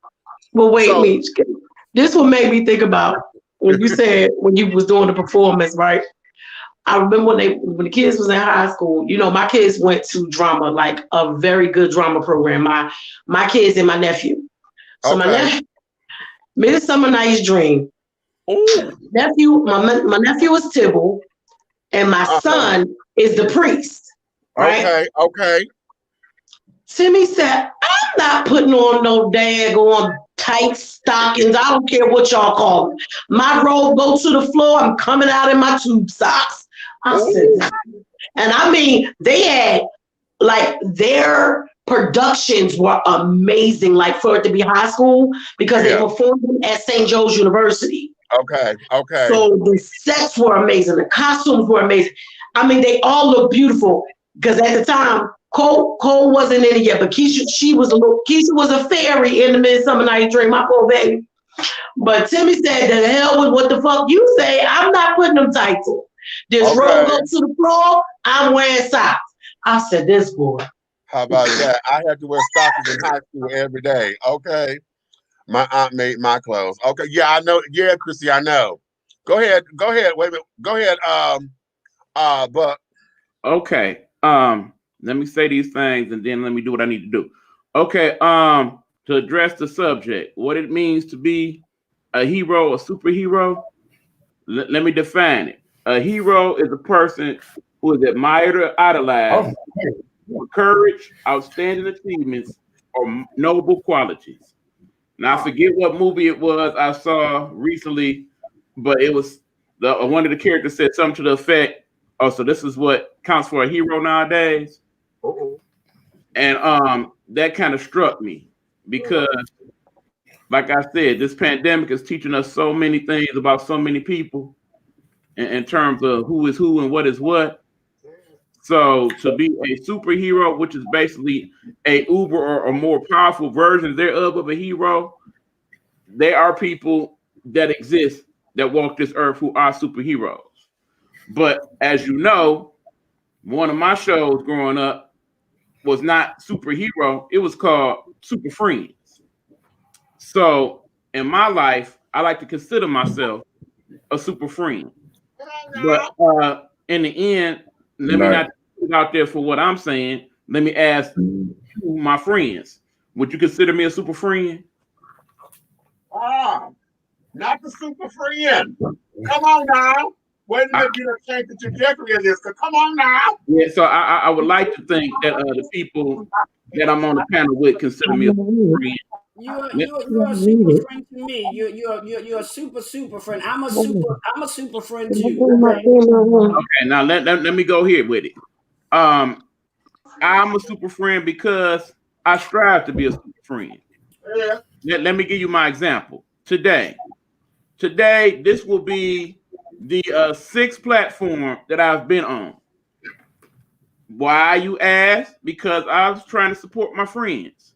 So between Pure and Uncut with Coach V, shout out Coach V if you hear. Between For Show Radio, shout out Dave Bowmar if you hear. Between Nikki and her audition and her other platform, hey Nikki, I know you here. And then of course here with Big Meech, and then of course doing commercials and stuff behind the scenes from boy H2 and Derek. I strove to do all that today because I felt like it's important for you guys to know that not only I am here to support you when I can, but that it gives me my energy. It gives me my superpower, because my superpower is to be supportive and for people to know that, okay, well, I don't know about everybody else, but if he could do it, he there. And for that, I am thankful. I am thankful for you too, my friends, because I know if you are able, you support me as well. But that being said, I also must support myself. I must invest in what I need to do for my personal self. You see me, friends. Look at me. Look at me, Red. Tell me what you already know. Okay. But see, the problem No. is I need him to answer that. No, I'm gonna have nothing. What was the question? He tired as hell. There it is. Okay. And as you understand why, because between all that and learning Excel, because in the end, that does many functions that we used to do and take for granted. So I'm thankful I'm learning that. I am very tired. So yes, my friends, I will continue to support you in all ways, shapes, or fashions that I can. But right now, I also must support the COO of Nighthawk Network and get my butt off the stream and just check in with comments. So please enjoy the rest of your evening. Listen, and I know how you feel. I'm trying to do all our shows, my other new stuff, pick up production again or motherfucking leadership blend. Right. And I'm y'all forgetting that I'm in school. Last week I forgot a part of my assignment and got a damn 88 instead of the 95 or 97 that I should have got. I'm million every motherfucking day. But I felt like I just needed to share my selfishness real quick, because y'all know how y'all be selfish and shit, right? Oh, exactly. Can y'all see that? Oh, okay. Is that a I got my cobbler. Yes! Mm-hmm. Because y'all selfish niggas, you and Eric. What you got? Y'all so selfish, showing all this food and big. That's the big payback. These cobbler. Y'all just selfish. Paul and Miss Ariel just brought it back for me from Walmart. That's the big payback, huh, Nikki? Yes. I shouldn't even, and I probably ain't gonna be able to eat but a forkful. That's how you already know. She already know. That's how you want to play? Okay. I got something for that. She already damn know. I got something real. Y'all is real selfish. What you got, Helena? What's that? Twix. Is that a cherry pie? Twix. A Twix. She said, fuck it, I got a Twix, damn it. And Red came in the motherfucking screen being selfish. Y'all seen her. All I can say is, watch my you must know. I got something for that ass. If you must know, that sandwich that I was just eating was definitely a filet mignon with cheese sandwich. You sinking bastard. Nah. I said what I said. And she meant it. Well, I tell you what, you start answering the phone and filet mignon will be in your house too. Let me tell y'all something. Me and Ray go through this all the time. I tell this mother to please call my phone, because unless I'm just checking messages, I turn the notifications off because that shit be ringing all day. Look, so sometimes I do be meaning to turn it back on, but I never do. Nikki, you're not there yet. You're not there yet, honey. What you got, Eric? You got to say though. You say good night. Thanks for coming out. Guys. Good night. I love y'all. Oh, you nasty bastard. Go to sleep, baby. We got you. I'm tired. Thanks, Ed. You get on my nerves, goddamn Red. I just got it. You know what? Hold up. Let me say this out loud. You get on my goddamn nerves. Let me say this, because see, one of the things that we talk about strong and strength and carrying on, and this is what I mean about strong black men who don't get their credit, or who don't get recognized, or who are behind the scenes, and then this is the kind of shit that's expected. You know what I'm saying? Eric is basically building an entire network that is a media network that has joined forces with all of our platforms and carrying on. Which connects to what we said earlier. Go ahead. We'll talk about it. It connects to that. And because of that, here is a black man who is doing what he has to do, doing what he feels he needs to do, doing all the things that are required of him to be himself. And yet at the same time, we very rarely get the acknowledgement. And because he's single, he don't have the woman behind him to push him and carrying on.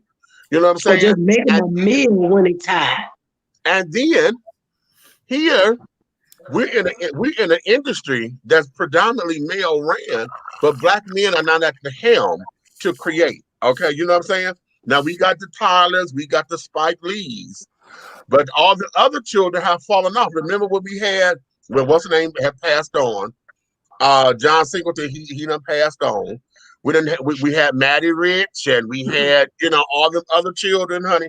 We had a whole but the thing is, we can basically name the people that we had. Exactly, right. They can't name the rest of. They can't name because it's such a plethora of them. Okay, now let me throw this wrench in everything. Okay, I'm gonna be the devil's advocate. Come on, I'll be a strong black man because I'm fucking gay. Come on. You know what? That ain't no monkey wrench. That's just facts. Because people have a tendency to connect my manhood to my sexuality, and they have one has nothing to do with the fucking other. Wait a minute. So come on, you better say it. Y'all talk. I got to find stuff to talk. I'll be right back. Talk. You better say it. Well, people, and then think about the other part though. H2, you got grown kids. Why is it when somebody say they gay, you just assume they ain't got no damn kids? Do you know how many times they said I was like, well, I'm gay and I had 3 children. Well, how the hell y'all excuse me? I'm like, well, how the hell you got 3 children? Don't I got a dick? How the hell do anybody make a child? Okay. How do I make a child? You need certain components to make a child, right? I have one of the components. Well, you know what, A2? Let me tell you something. You're my friend for life. You're my family for real. I respect you. I respect everything you do. But people misconstrue. Like we always say, as soon as you talk about somebody homosexuality, the first thing is you beeline and GPS your ass to the bedroom.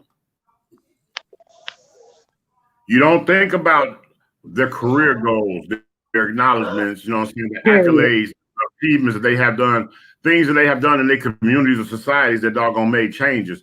Those things never come up. The first thing you think about is what they doing in the bedroom. Now, the closest, everybody has that guilt, even if it's a subconscious thought. You know what I'm saying? Everybody has that guilt, but at the same, even when I started comedy, one of my jokes, I took it out my set, you know what I'm saying? Because I learned so much about the community now, and I guess I got nominated as an ally, you know what I'm saying? But I took one of the jokes out of my thing because I used to be like, you know what I'm saying? I used to give a shout out to LBG, to the LBGT men in the building. They go to clapping and everything. I'm like, y'all some real men, because any man that can take a dick up the ass, you know what I'm saying, is stronger than me.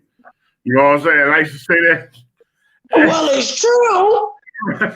So I think it's true. So I used to say that joke, and it was funny and everything. But at the same time, once I embraced the community and seen what they were capable of and who they really were outside of what people society doggone paints for them, my respect gauge changed for them, and I had enough respect to remove that from my show. And see, that's just growth. That's growth as a man. Something that other people would never want to admit. When in life we all learn, when you are comfortable with your own self, you move differently.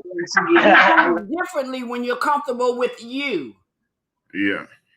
When you're living your life on what everybody else say you should be, how you should do it, and then you move a certain way. But when you're comfortable with yourself, like Big Ray did, Big Ray's like, fuck it, I'm gonna move the way I move, and if it's a problem, that's your problem. It ain't my goddamn problem. Exactly. And I'm gonna tell you something. I had a meeting today, which is why I was running late. I had a big meeting today with the car club community, and I literally had to stop the meeting and check a few young men about their gestures that they made when it came to the trans community or the, you know what I'm saying, or the cross-dressing community and all that. They made a few gestures, and when I got through checking their ass, they looked at me a little sideways. You know what I'm saying? But I was like this. I said, you can look at me sideways all you want to. You can say what you want, but at the end of the day, you got to think about what I'm saying, and you might want to doggone think and check yourself. You know what I'm saying? Because you sitting here and all you can do is turn up your nose and say all this derogatory shit out your mouth. You know what I'm saying? Oh, you gay motherfucker this and faggot that and this and that and this and that. You can say all that, but when I stop you from talking and I explain to you that you have a negative vibe or you have this wall that you throw up when it comes to that community, you need to ask yourself, is it because you're curious or is it because you're scared that you're not masculine enough to motherfucking maintain your heterosexual position? Wait, y'all ain't hear my ooh? I had to unmute my mic for that. And when I did that, I said, so then I said, well, then I asked you, are you really all the man that you say you are? Remember H2, I told you that night we were having a discussion over there on Vigo, and one of the YouTubers had really disrespected this transgender girl, right? And when she cammed up, I said, wait a minute, let me stop you for real quick. I said, I'm gonna tell you why he got such a problem with you. Red, she is drop dead gorgeous. One of the ones I'm trying to tell you, if I passed her in the street, even stood there and looked at her, I wouldn't have clocked that. And I'm usually pretty good at that. I said, girl, you gorgeous. I said, you want me to know why he was messing with you so bad, coming at you so hard, coming at you out your name, this and that. I said, because that motherfucker, you cammed up and his ass was attracted to you and he was fighting with his motherfucking manhood. So now all of a sudden you've become trannies and he, she's and all kinds of shit. I said, that's what that's all about, because you didn't disrespect him. You didn't even know him. You didn't even know him. You cammed up on that motherfucking mic and you was so goddamn gorgeous, he didn't know what the fuck to do. But the thing is, they're making themselves look dumb. They like people do that to me all the time, and you know what? I sit back and I be like, oh well, that's your problem. See, the problem is with my trans sisters. You know, it's even what they get dogged if they're unclockable, and they get dogged if they're clockable. So if what they are exactly. But wait a minute, she was so slick with it though, Red. Look, she was so slick with it. She said, and then I pulled up the pictures when I was just all boy. He couldn't deal with that either. I said, well, shit, you was a fine ass boy too. I see him. I said, this why he was just jealous. He don't know what the fuck to do. He was just handsome as a boy and a beautiful woman. I worked downtown Atlanta about 7 years ago, I think. It was about 6-7 years ago. I worked security at this 2-level club, right? And I was standing out there. We was rotating from the inside, and some people work outside for an hour, and you work on the door for an hour, switching out like that. And we was outside, and one of the guys that hung out with us at another club, he decided he was coming down that night, ride with us, and stay the whole night, just party. You know what I'm saying? Just hanging out. So here it is. One of them walked by, looking like Charlene from Different Strokes off of Janet Jackson. What? I mean, identical, but because we worked in that area before, we knew who he was. Oh, okay. Okay, but when he walked by, the gentleman that rode with us had never been in downtown area of Atlanta like that. Oh, God bless his heart. He jumped the damn rope that we had up for the line. We were all talking like fellas. He saw her or him, whatever, and said, he said, oh shit. And he jumped both lines, jumped out and ran to the street. And when I turned around and looked to see, I said, what are you chasing up? And I looked, I said, yo, I started screaming down the street. I said, yo, bro, that ain't what you want. That ain't what you want. So he steady waving us back like we hating, like we trying to holler. And here it is, the both of us at the door know who it was because they done talked to us before from time we worked down. They stopped and talked. So here it is. We just started laughing because he waved us off like we was trying to cock block or something. I was like, okay. So here it is. He doggone. He down there talking. I said, Lord, I said, somebody go get him a drink. They was like, why? I said, go get him a drink. I said, halfway through the conversation, he gonna come back fucked up for life. And he was like, so he came when he turned around, he looked, he said, Oh no, no! He was down there like he was, and I was like, I had to go halfway down the street and get him. Like, come on, bro. He was like, man, I ain't even drinking, man. What the fuck? Why y'all didn't tell me? I said, nigga, I screamed your name to the top of my lungs. You waved back. But at the end of the day, the good situation was she told him. Yeah, because the situation was what dude said was, are you sure this is what you're trying to do? Yeah. And when it, you know what I'm saying, when it went from, you know what I'm saying, hey baby, how you doing? Boom, boom, boom, boom, boom.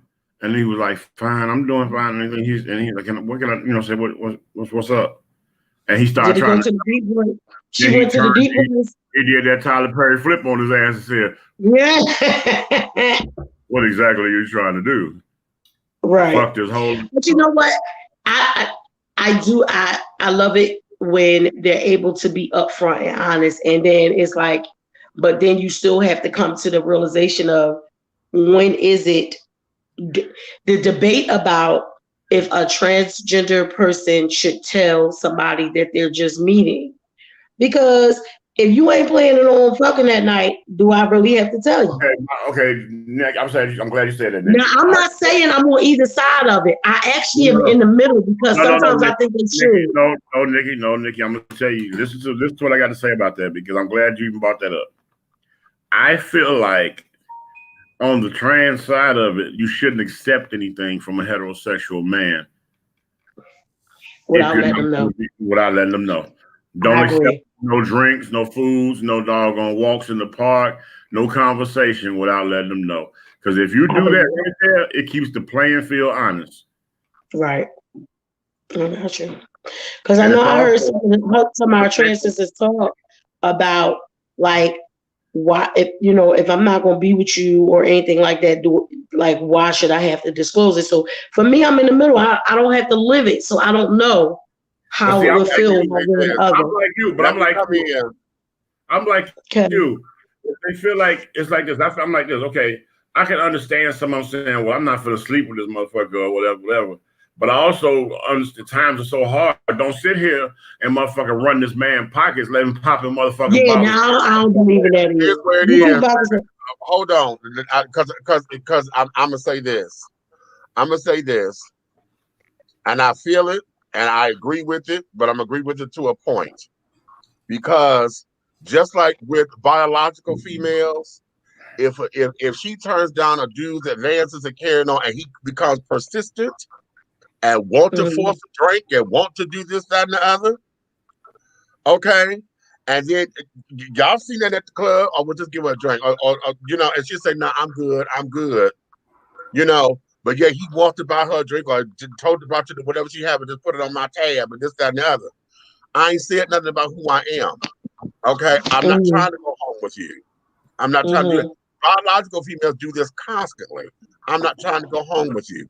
And the nigga still try to run his rap because men got in their mind that somehow no really means yes. That their translation is fucked up because of the cat and mouse game.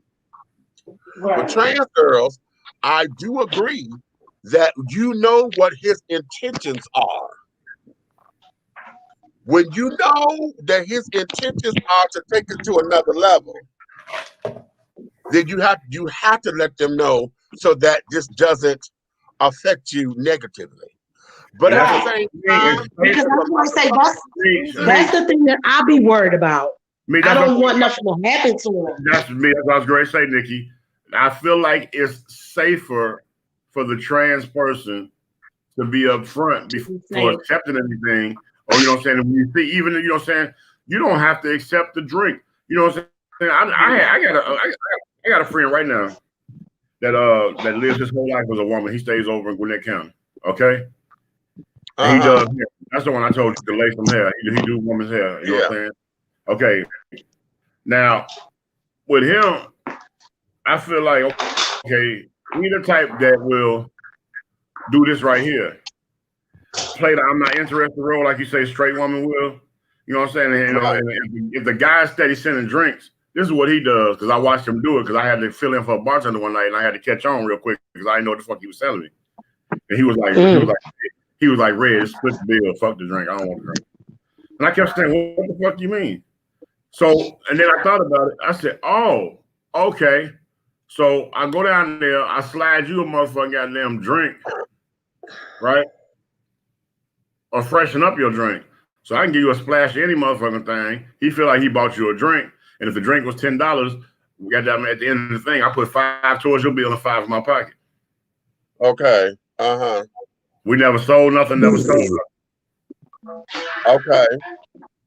You feel me? So and that was just for my efforts of goddamn going back and forth down and behind the bar. So I was like, okay. So I said, okay, I get that. And then I go down and tell him, you know, so I'm like, yo, you know, so she just chilling, she waiting on, you know, for her husband to get home, and then she gonna carry on home to him. You know what I'm saying? I try to do that to, you know what I'm saying, like, nigga, pick another one. You know what I'm saying? Right. Now listen, because it's happened to me. Now I know Samantha is a pretty bitch, but she's also clockable because I don't live my life as a woman. Okay, I don't live my life as a woman and carrying on. This is for entertainment purposes only, and carrying on. Okay. Now I have had a few guys carrying on, you know, who because they like big women. You know, I'm tall and all that. But they have come to me and have approached me, and I have to tell them, honey, this ain't what you think it is. Yeah. You know, and usually that's supposed to be the hint, but motherfuckers want to act dumb and stupid. And then when you put them on blast, you're not trying to put them on blast like to embarrass them. You're letting them know, sweetie, this ain't, honey. Okay, I'm not the girl that you think I am. Okay. Okay. And then you done said that a couple of times. Yeah, and then when you're trying to be cute with it. You're trying to be cute with it so don't nobody get embarrassed. So he don't become embarrassed, you know, or whatever, or have a whole bunch of egg on his face. I thank you for the compliment, honey, but I'm not what you think it is. Okay.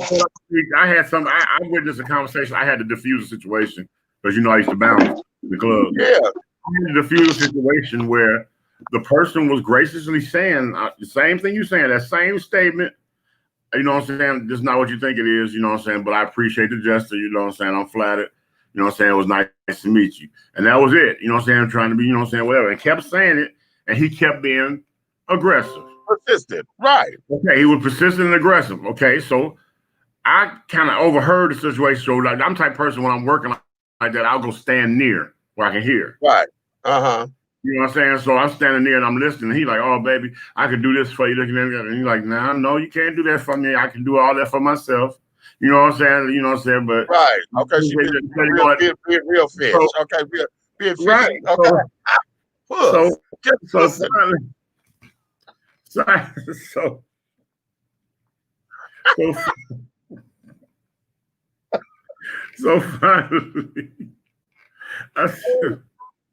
finally, I just said, look, I would just walk over there. I say, look, man, you know, chill out. Let the lady, you know what I'm saying? You know, I try to break it to where it's not an aggressive thing. You know what I'm saying? I'm not being a bully or nothing. Like, come over there, and I'll be like, man, you know, maybe she's had a hard day.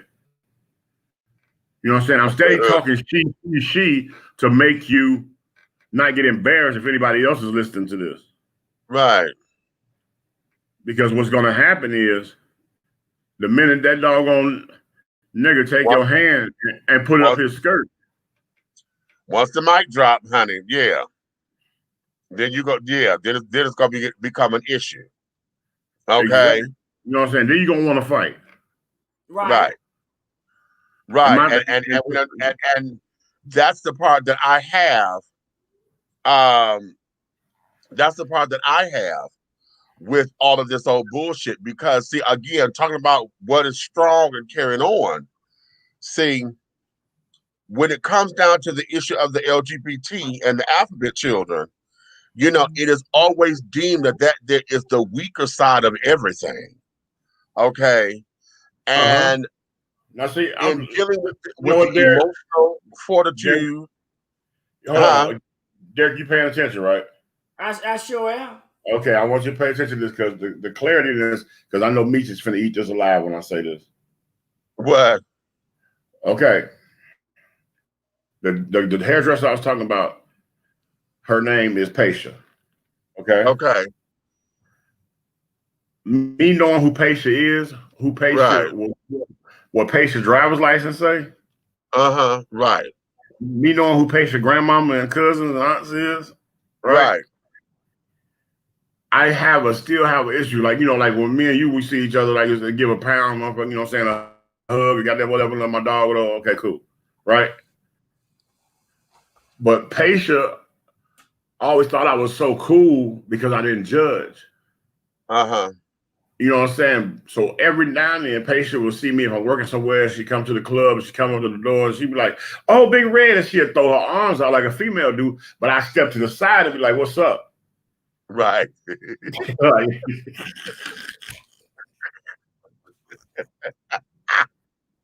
Yeah. The automatic reaction with Paisha, because it's like the whole community know who Paisha is. Paisha was in a full-time relationship with a barber that wanted the street credit of the men. He wanted to hang with the fellas, but he go home to Paisha. And the fellas wasn't feeling that, you know what I'm saying? He cut hair in the community. So he would always get, you know, every barbershop he worked in, his patrons would be the older cats that don't hang in the streets, that don't know nobody. Exactly. The young boys would come in and be like, "Oh, that's that nigga sleeping with that dude." They're not going to his chair. Right. And then I'm gonna tell you this. You know who I am. Paisha got in a situation. Remember I told you Paisha used the booth, right? Okay, so that's the person I was talking about over there. Okay, look. Paisha got in a situation, had to go sit down for a minute. Right. This nigga started coming up to the clubs where I working at all the time, picking up real females.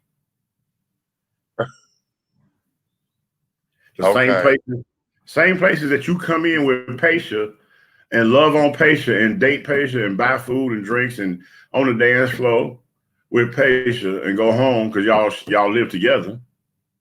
Now that Paisha goddamn is on vacation for 6 months, you want to come to those same areas and shop over on the fish market. Baby, okay. Listen, honey. Whenever you go to the meat market, honey, the fish is on the other side of the meat market, honey, for a reason. Okay. And he used to get mad at me. To this day, he's angry with me because as soon as I see him buy 1,000 drinks and then talk a girl out her drawers, I slide by and say, "Shawty, he ain't used to what you got, because what you got is what you got is the opposite of what he got at home. Do the math." I walk off. Right. Because I feel like this. This is my little nephew. Whoa, what's up, fellas? What's up? How y'all doing, man? How you doing? He trying to be a thug, but I don't know what that is today, honey. Yeah. Man, I'm just trying to stay blessed, stay prayed up, though, through all I'm doing. Hey. All right. Nothing wrong with that. Nothing wrong with that. Don't you sometimes consider that a catch-22? Because even when you tell somebody, sometimes they won't take no for a goddamn answer. And that's where I'm going with a lot of the stuff. Because, see, when it comes to transparency and things of that nature, to me, it seems as though oftentimes folks want the fight. You know, so that they could save face and this, that, and the other. That's how come we're talking about strength here, okay? And what it means to be a strong black man, strong black woman. When we're talking about all of this and we get into those particular areas, you don't want to take no for an answer. Let's deal with biological women. Because, see, women get raped because a man don't want to take no for an answer, okay? When he don't take no for an answer, and yet perpetuates and then get aggressive and then just gonna make it happen. Okay. Then how many times has that happened when niggas and motherfucker telling them no, this ain't what you want, we're gonna do this, and then the nigga motherfucker overpower the trainee, and the next thing you know, when he got them go to motherfucker pull a rape move, it's a sword fight. Well, here's the thing, because what happens, a lot of times what happens that the girls end up getting killed. We have a lot of girls out there on the stroll who get killed, especially particularly those who are sex workers, because you get folks who claim they don't know, okay, Right. and they come down there and things that there are some who legitimately don't know. They out there trying to cut up or whatever. They found someone very attractive, very this, that, and the other, and then it comes down to it, and then it comes the reveal. And I, Okay. you know what? I tried to find a clip, right? I was searching while we talking, but I can't find the clip. But I was just there. I look at the age bracket that we all do. Anybody remember the movie Risky Business? Yeah. When he made that first phone call in the phone book, and that trans showed up. Yeah. And he was like, "Oh, this is not what you was calling for." He said, "But I got a girlfriend." You know what I'm saying? Not House Party. What's the name of the movie with Bachelor Party? Okay. Remember the movie Bachelor Party? Right. With Tom Hanks? Yeah. Okay, and the little short dude, honey, fell in love with the girl, honey. And then he come smoking a cigarette and shit. And then what happened? She come in and start peeing, standing up. And he was like, "Hi, my name is Bob. And next time you want to, and then he just went jumped in the shower. And then when the hotel room got ready, they was going down. They got handcuffed together. Oh my God, Yeah. she peed standing up. She peed standing up. You know, he lost his damn mind. But he had a good time prior to the reveal. Okay. Oftentimes that there were, hey, my cousin that came up in here. What's up, Jack? Okay. Okay. But oftentimes when we're talking about the strengths, and some of y'all may not like to equate this, but again, that's why I ask it, do the alphabet children, honey, get to come up in here? Because see, there's strong black women, and a strong black woman is a strong black woman. But see, everybody want to break it down. Well, I'm a real woman, I'm a female, and I'm a this, I'm that. Honey, you're a female. It doesn't matter whether or not you're a woman or not, because see, trans women are women, they're just not female. Okay. And that there is the thing. They are women. They just not female. Okay. And a lot of folks don't want to deal with that. And so when we talk about the strength, when you talk about the emotional breakdown of all that, let's talk about that. Okay. Because I got to deal with when to tell somebody, when not to tell somebody. I'm just walking down the street and folks, how about this? Because see, my cousin, oh God, wait a minute. I don't want,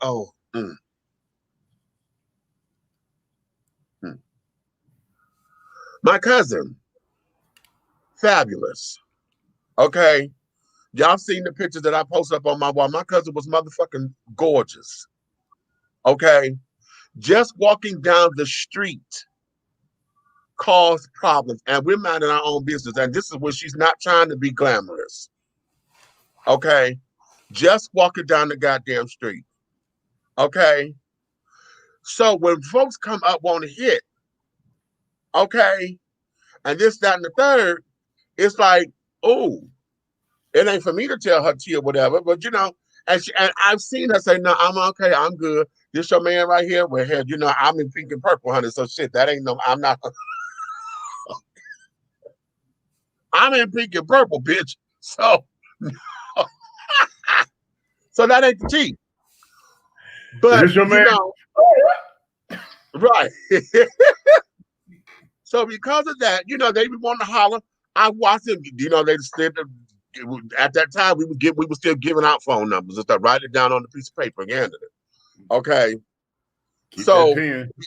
Yeah, right. You know, and because they he'll call me up sometimes or whatever, or hey baby, you need a ride. You know, that kind of shit. You know, and this, that, and the other. And it's like, okay, just walking down the street. So now I got to deal with, hell, okay, I'm just minding my own business. I can't help that you find what you're attracted to or whatever. That's one thing. Okay, but now let's talk about where this is going. Okay, and there were moments where she thought that the dude knew. I would never forget this one because the guy, oh my God, I was so jealous of her because he was motherfucking gorgeous.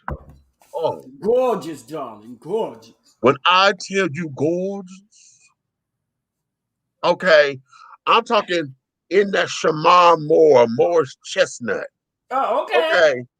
You understand what I'm talking about? Yeah. Yeah, bitch, it make you want to push your titties up and things, right? Yeah. Okay. Yes. Oh, daddy. Okay. Ooh. He was all of maybe 6'6", 6'7". Mm. Okay. Baby, nice and thick and stocky. Okay. And I forgot how they met. I forgot how they met, and I forgot where we were because she had met him. We were doing something, and I had turned away. She ended up meeting him and carrying on. And so he wanted to have a conversation and this, that, and the other, and all of this. And he wanted to take her out, right? So he would come over to the house and pick her up. And before she would leave, she was like, are you sure this is something that you want to do? Blah, blah, blah, blah, blah, this, that, and the other. And he was like, oh my God, you are beautiful. You are this, you are that. And now T, let's see, I'm 6'4", so she was like 6 feet, 6'1", out of heels. And when she put her pumps on or whatever, she looked at him dead in his eye. She's 6'4", and he loved tall women when he's 6'7". Okay. She done, baby, listen, he done took her here, he done took her there, took her out to eat, driving around, took her to the park and this, that, and the other. He done came back on the second day of carrying on. And now I'm listening to her tell him, listen, let's take our time with this, blah, blah, blah, blah, blah. He gusto and this, that, and the other. And so the second day or the second time he came to come and take her, she dropped a little hints and carrying on, and he biting. So we thought that he knew, right? We thought that he knew. And I told her, I said, sis, I said, girl, he getting close to that time because right now he getting hot in the ass and he ready to fuck. Okay? So she said, I got to tell him. I said, I know. Well, the day that she was about to tell him was the day he decided to take him to meet her mama, his sister, all this shit, okay? So now she on the porch hanging out with the family and things, okay? And they done got happy for him, right? Now, I'm like, girl, okay? She then said, okay, I'm going to tell him. He took her around River Rouge Park. This is back in Detroit. Took her, and now he started to lay out his heart. Oh my God, you are such a joy to be with. I have never found a woman like you. Trust me, he haven't. That right. Okay. I have never found a woman like you. My mama like you, my sisters like you, and carrying on. And then you call, and this, that, and the other, blah, blah, blah, blah, blah. And you damn, I really like you. Okay. Now he had mind you, on a couple of times he had kissed her, and she had to step back. She stepped back, but he kept coming in for the kiss. And she kept saying, no, I'm not ready for that right now. She's doing all the fish. She said, no. And he kept wanting to do that. And I said, girl, he ready to fuck. Okay. So she waited until he brought her back to the house. Okay. I'm upstairs in the house because we had a code. Okay. Because this is before cell phones, child. So I'm like, no, you get him back here. Okay. And carrying on. And so she had her hand out the window, and carrying on so that I know what was up. So I forgot what the signal was, but if I saw this hand getting crazy, that was the cue. So I'm like, okay, cool. And when she told him, he didn't get out of pocket, praise God. But the heat that she felt from that, because I've never seen that man again since, and that was back in 1991. I have never seen him since, but I don't know how That fucked him up here. Because we were hoping that he knew. I said, girl, I think he know because you telling him, you know, in so many words, you know, and he's still biting. He still want to be with you. He still want to be around you. Okay. And that there was that. So when it comes down to all of that, you talking about the strength. Now I got to deal with just me being me. I got to deal with this. I have to deal with other people's emotions and how the hell that is. Because if I'm responsible for somebody's meltdown or breakdown or whatever, you know, how do I then look at myself in the mirror, you know, and things of that nature? So when we talk about the strength of it, and then look at what this, now you talking about breaking down on another black man that got broke down. You know what I'm saying? Because okay, and all of that. What does that mean?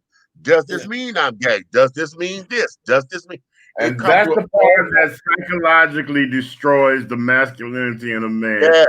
He starts to doggone second guess who he is, as a man. But, Bam. but then you go back to it and you ask yourself, what qualifies you to call yourself a man? Okay, and there, stop right there. Stop right there. That's good. Stop right there, because that's good. But hold on. I say, since this is who I am on this show, I'm going to say an opinion. They didn't speak for heterosexual men. Come on now. That they don't want to hear this shit, but again, Big Red Fella don't give a fuck about what you want to hear because I'm speaking the truth. What made you as a man was your attraction to that female. Say it. So you was a man regardless if it was a doggone male or not, but it was some type of male species, whether it was female or male, you were attracted. And there you have it. There's not no debate. There's not no argument. If you're a real man, deal with it. Just know that you know a pretty female when you see one, whether it's swinging or split. Oh, it's both. All right. Right. Okay. I'm in the process. I'm cutting this down because when we got on this particular side of the topic with the alphabet children, I have an interview that I did with Brother Umar Johnson. Okay, for those of you who are not familiar with Umar Johnson, he is this proud Pan-Africanist. Okay, one of the power to the people children. Okay, and he came on my show right at the beginning of it, so about 10 years ago. Okay, on the radio show, and we had a wonderful discussion. And I'm taking out a clip. I'm trying to edit it down because the whole show was like an hour long, but I just want to take out this little less than 5 minute piece. Okay.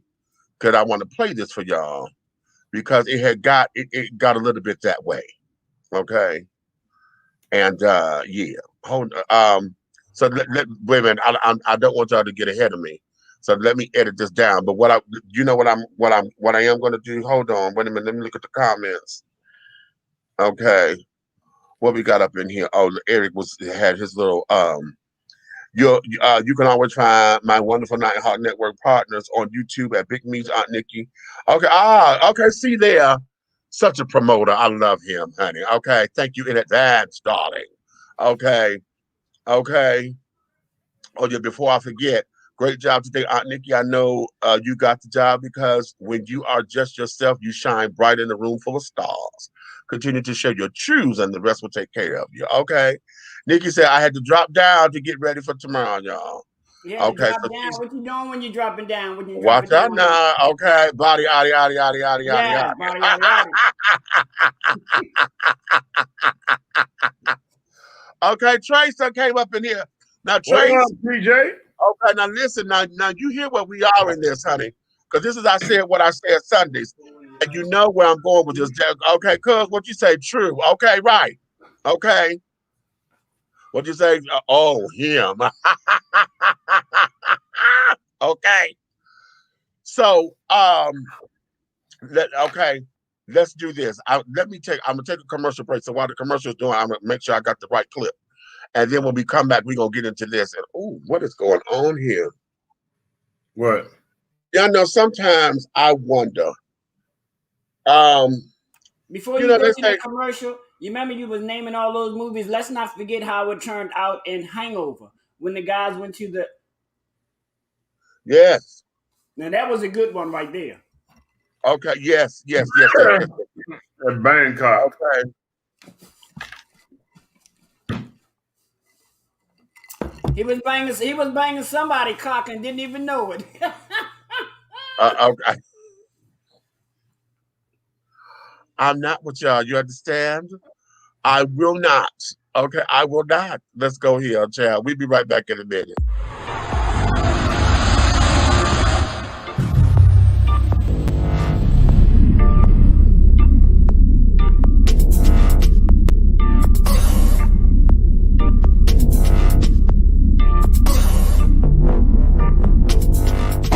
Come on now. Okay, black on. Get into it. Black on. Look at that David Ford right there. That's his thing. Black on. He don't know Tom.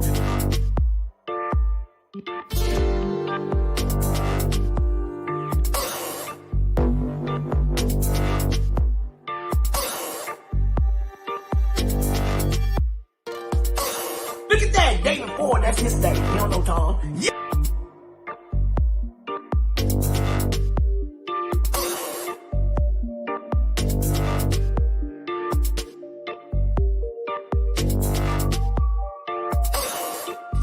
Oh, here we go.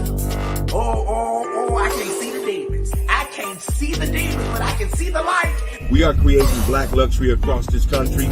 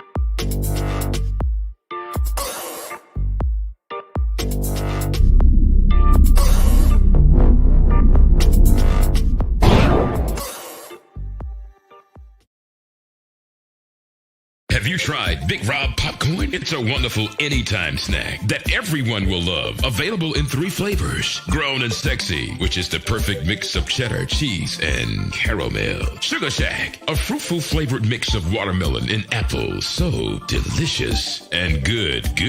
How about spicy butter and white cheddar? Everyone loves it. That's why it's called good.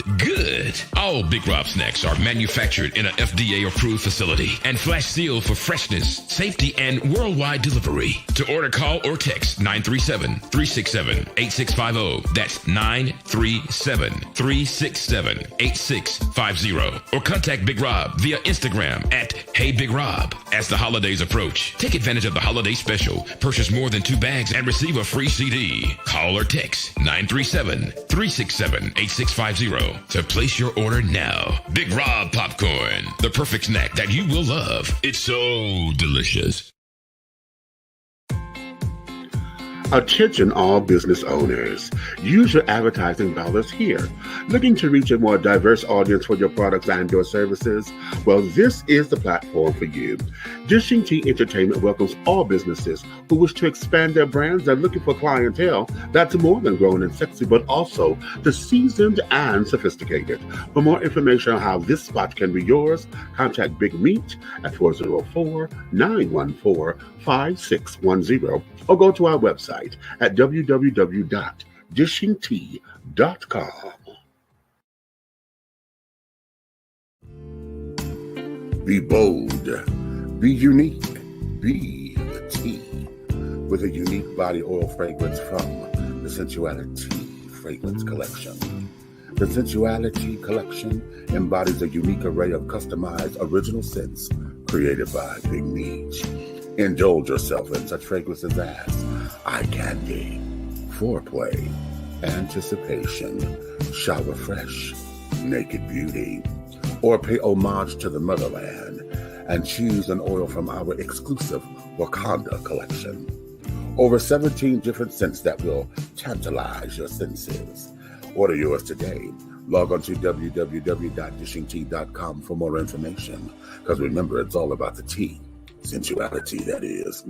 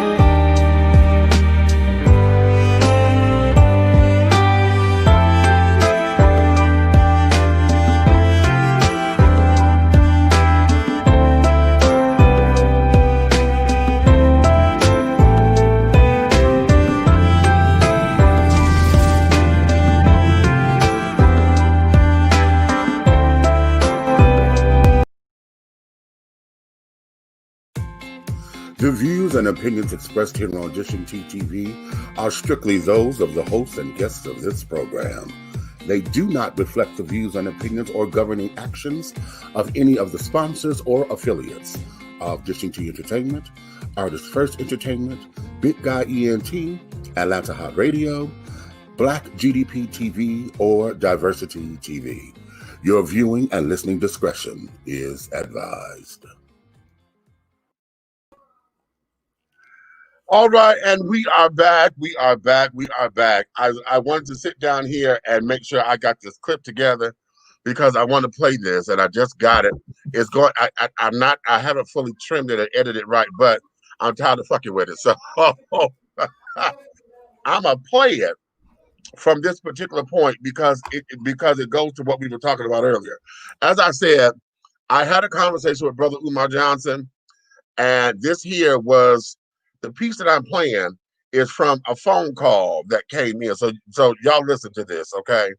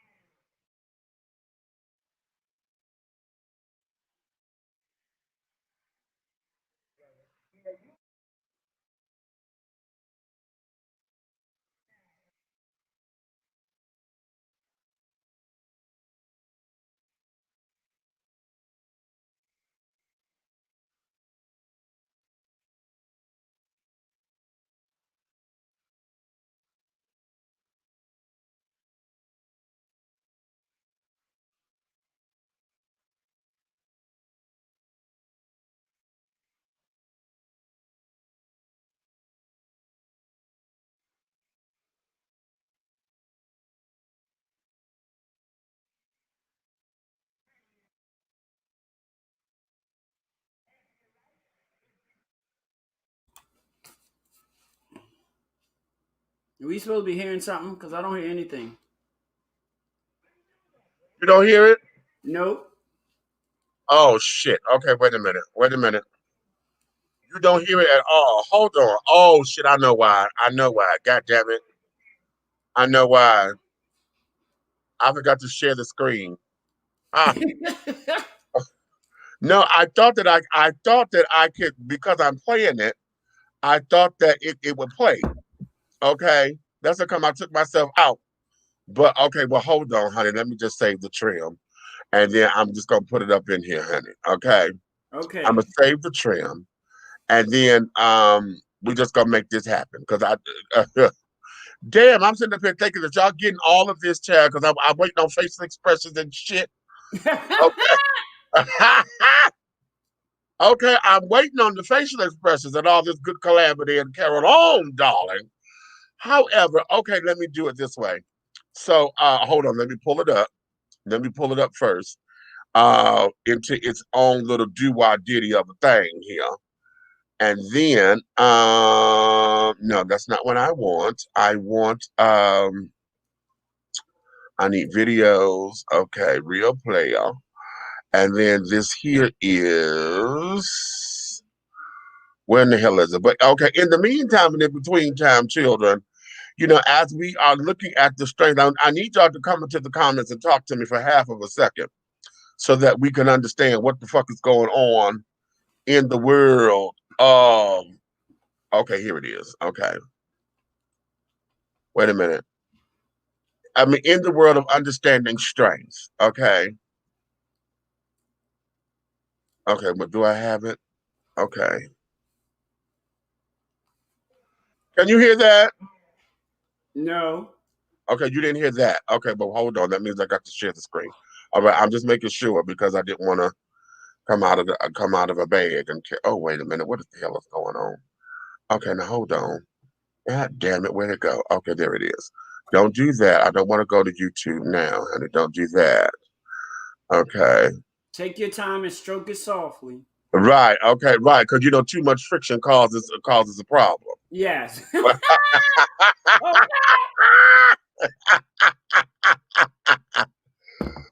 Too much friction. What you know, honey? You didn't. Wait a minute. Wait a minute. Wait a minute. Cancel. First, Amy say.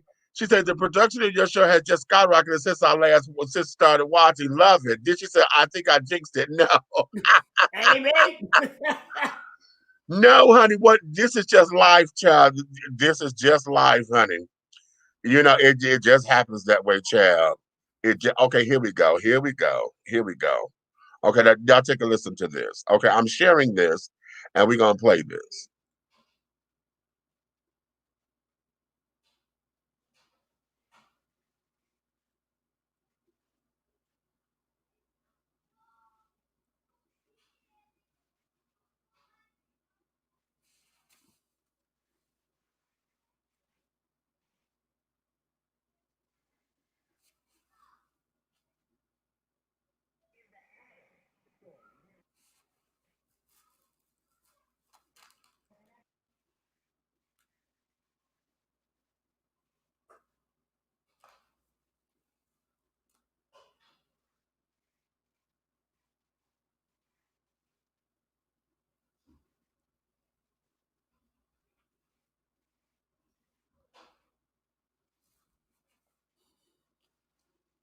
Do you have him muted? Is the mic muted on this? No, can you hear it? No. What? We're not hearing anything. We just see him pointing his hand. Wait a minute, you're not hearing that at all? Wait a minute, wait a minute, wait a minute, wait a minute. Hold up. Now see, now I got mad. Okay. Okay, you didn't hear that at all. Now your mic is muted. Hold on. I didn't hear any of it, Meech. Bullshit. Really? Nikki said she couldn't hear it either. I see, yeah, because that's what I'm trying to get. I'm trying to understand what the hell is going on because when I hit, I'm gonna try this one more motherfucking again. I hit share audio, bitch. You better share the goddamn audio. The fuck is I'm going dying to on? hear this. Okay, because I want to play it. Shit. I mean, hell, these motherfuckers. Hold on. Let's try it again. We here for Can y'all hear that? No. You don't hear that? I don't hear anything. Okay, hold on. I'm trying to understand what's going on with my microphone because see, I'm playing that on this side like I'm playing music. Right. Okay. And like I played the song earlier. Y'all heard the song that I played earlier. Mm-hmm. So that should have been playing because I'm playing the goddamn song. Now you know what, bastard? Oh no, you're not. You know what? I know what this is. Y'all think y'all trying to come for a queen, honey. No, you're not. No, you're not, honey. Because what we gonna do is this, honey. We gonna get this. I'm gonna play this on my show. Okay. Yes, the hell we ours. Okay. Because I said so. You don't do what you do what I say do. Okay, that's what you do. Okay, the cheer. Okay, the cheer. Wait a minute, where's the thing? Okay. What the hell?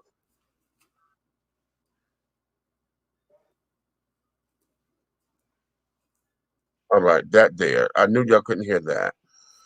Okay, library, please. I want the trim. Come on.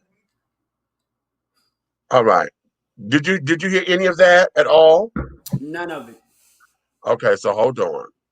All right, now let me drop that down. Let me come out of this one. Okay, now we're going to share screen again. Let me see if it's in the application window. It should be. It's not in the application window. Why is it not in the application window? I got this as the damn player. Bitch. Y'all trying to come for me today. And I'm not, oh shit, I fucked it up again. Y'all trying to come for me today and I'm not having it. I am not. I ain't having it, honey. No, we ain't having it. Not on this shift. Not on my shift, bitch. We ain't having it today, honey. We ain't having it because we ain't having it. And that's what I said. And I said what the hell I said. That's right. Okay. So, you know, we're gonna do it and we're gonna do it the right way. I feel like Miss Millie, honey. I can do it. I can do it. You know. Okay. I can make it go the right way. Now come on. Oh shit. Okay. And carrying on. Oh wait a minute. Okay, I think I did this the wrong way on this particular end. I'm trying to get this to load back up, y'all, so that I can make sure that this thing play like it ought to be playing. However, okay, right. Yeah. Okay, that's it there. I got it. All right.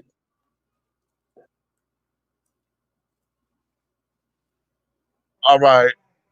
Can y'all hear that? No. All right.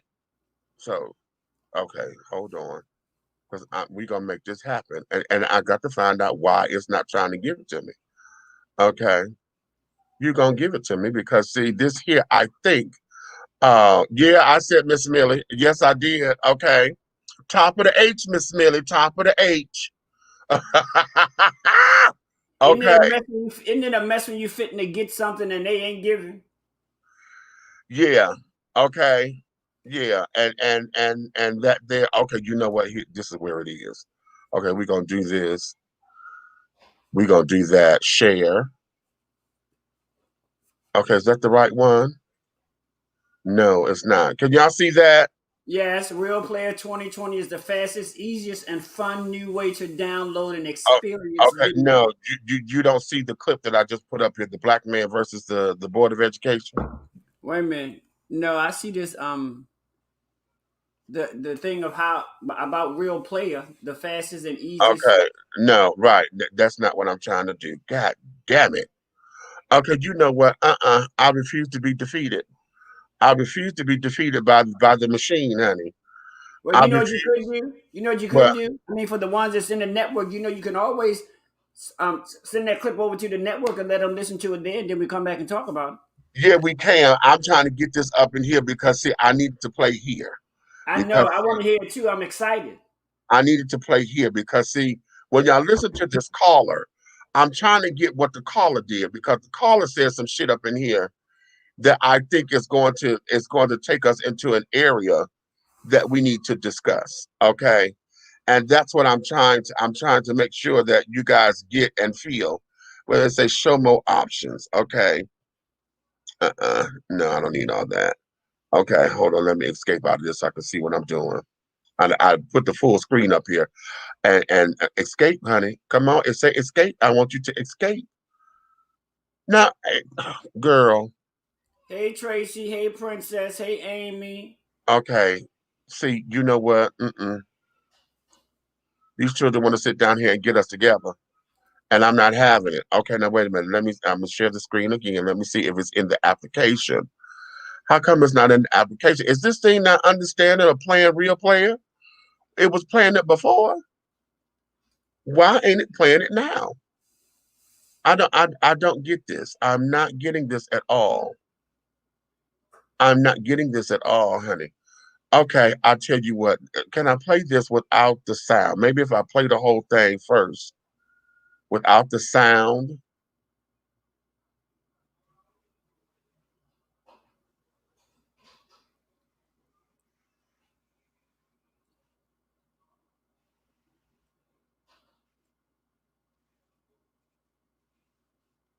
No. Okay, y'all can't hear that at all, right? No.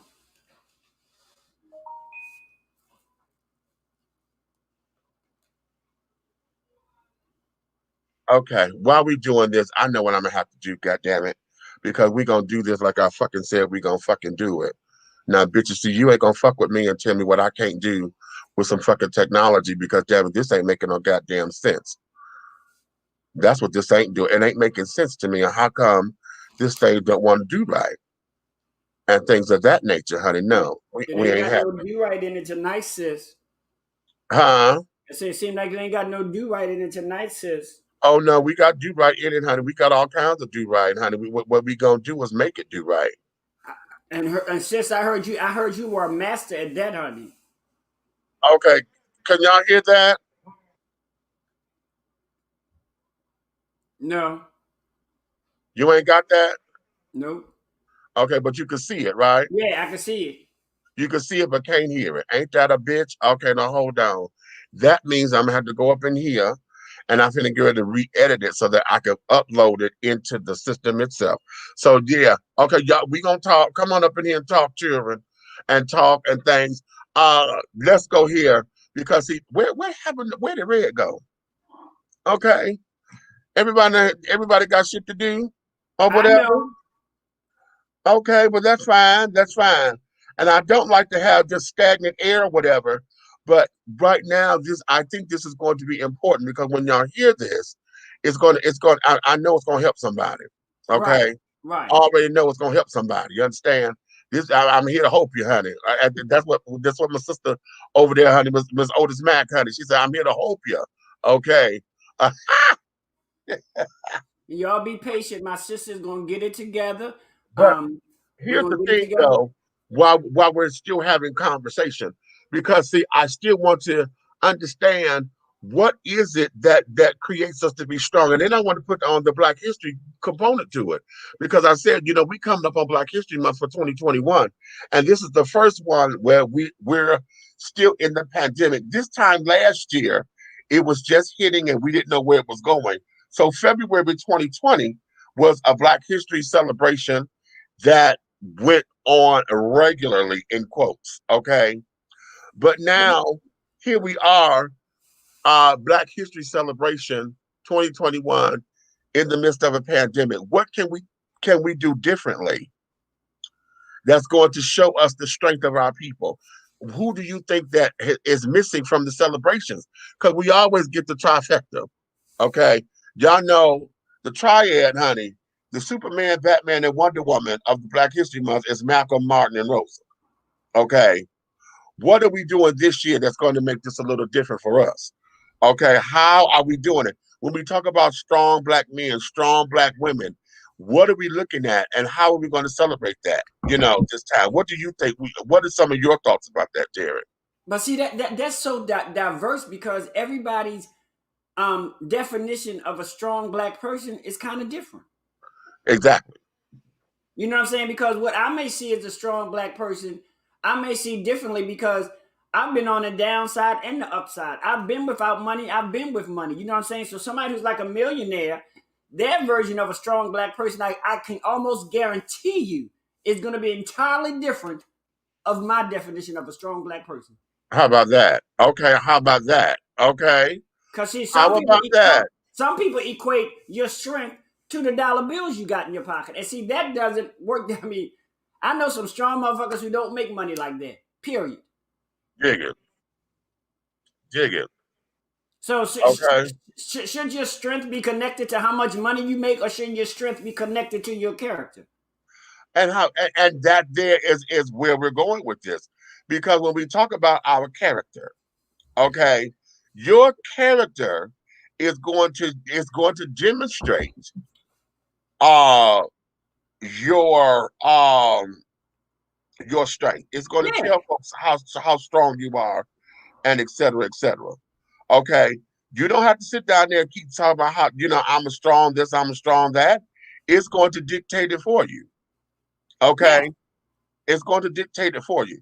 So in that, what is it that we need to do to make this thing happen? Okay. It's a call, like your platform always does, Meech, and I'm so grateful for it. I'm so glad I've known you for a long time. But it's just a conversation that needs to be held on a regular.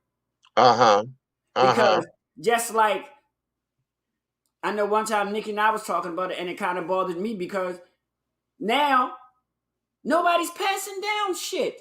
That used to be the cornerstone of our race. Right. Passing down the family Bible, passing down that wedding gown, getting your grandmother's wedding ring, getting the family photo album. Oh, yeah. Oh, now that's real big. Yeah. But that was a part of the strength that held the damn family together. If you wanted to know when anybody was born, you went straight to the family Bible. Right. Exactly, because it told the history, it told the story, it gave your lineage, it gave your heritage. You know what I'm saying? And see, I always ask this question because I look at us, everybody's big on family trees and this, that, and the other. And I think because of we have upset the family tree, and I'm gonna say it like that. Brothers, y'all out there thinking that because you singing dick and because you're able to have your harem of women and whatever, the ability to create all these kids, it's supposed to mean something. But now the family lineage is all destroyed. Because when we go to this family tree, I got to put Johnny up here, but then Johnny got 16 baby mamas. So it's all there. You got 2 kids with her, one with this one with this one. She looked up and had twins. So, so we got all these different people, and the family tree is looking like what it is, and it has no roots. None. No roots. Because you remember back in the day, guys wanted to, their main purpose was, you ask a guy why he wanted to have a baby, what would he say? My name got to live on, honey. My name got to live on. My name got to live on. That's right. Yeah, that's right. But then you're not looking, and this is the thing that's going to get you. But then you're not even taking time to realize the vehicle that's going to allow your name to look on. Boom. The vehicle that's going to allow your name to live on, but you just slinging bye. That's part of your name. So you think about it. Mm-hmm. And that's also part of your strength, because see, when we look at it, we say this all the time. Ladies, you sit up here laying down with men folk and carrying on, thinking that you being a strong black woman and thinking that your love is strong enough to bring him over to the fold and make him change his ways and this, that, and other, or go keep him. And you lock yourself down with these damn kids. And then what? That child didn't do nothing but make the situation worse, you know. And now what you thought you had, you ain't got because you never had it in the beginning. Then you added this baby who taking up resources and time, you know, that aggravated the situation. Here, I think I got it. Y'all listen to this and tell me. Me to say hello to Brother Umar. Hello, 347. Yeah, hello, man. Black power, black power. You know what I'm saying? You know, how you doing, Brother Umar? Peace and blessings, Brother Seville.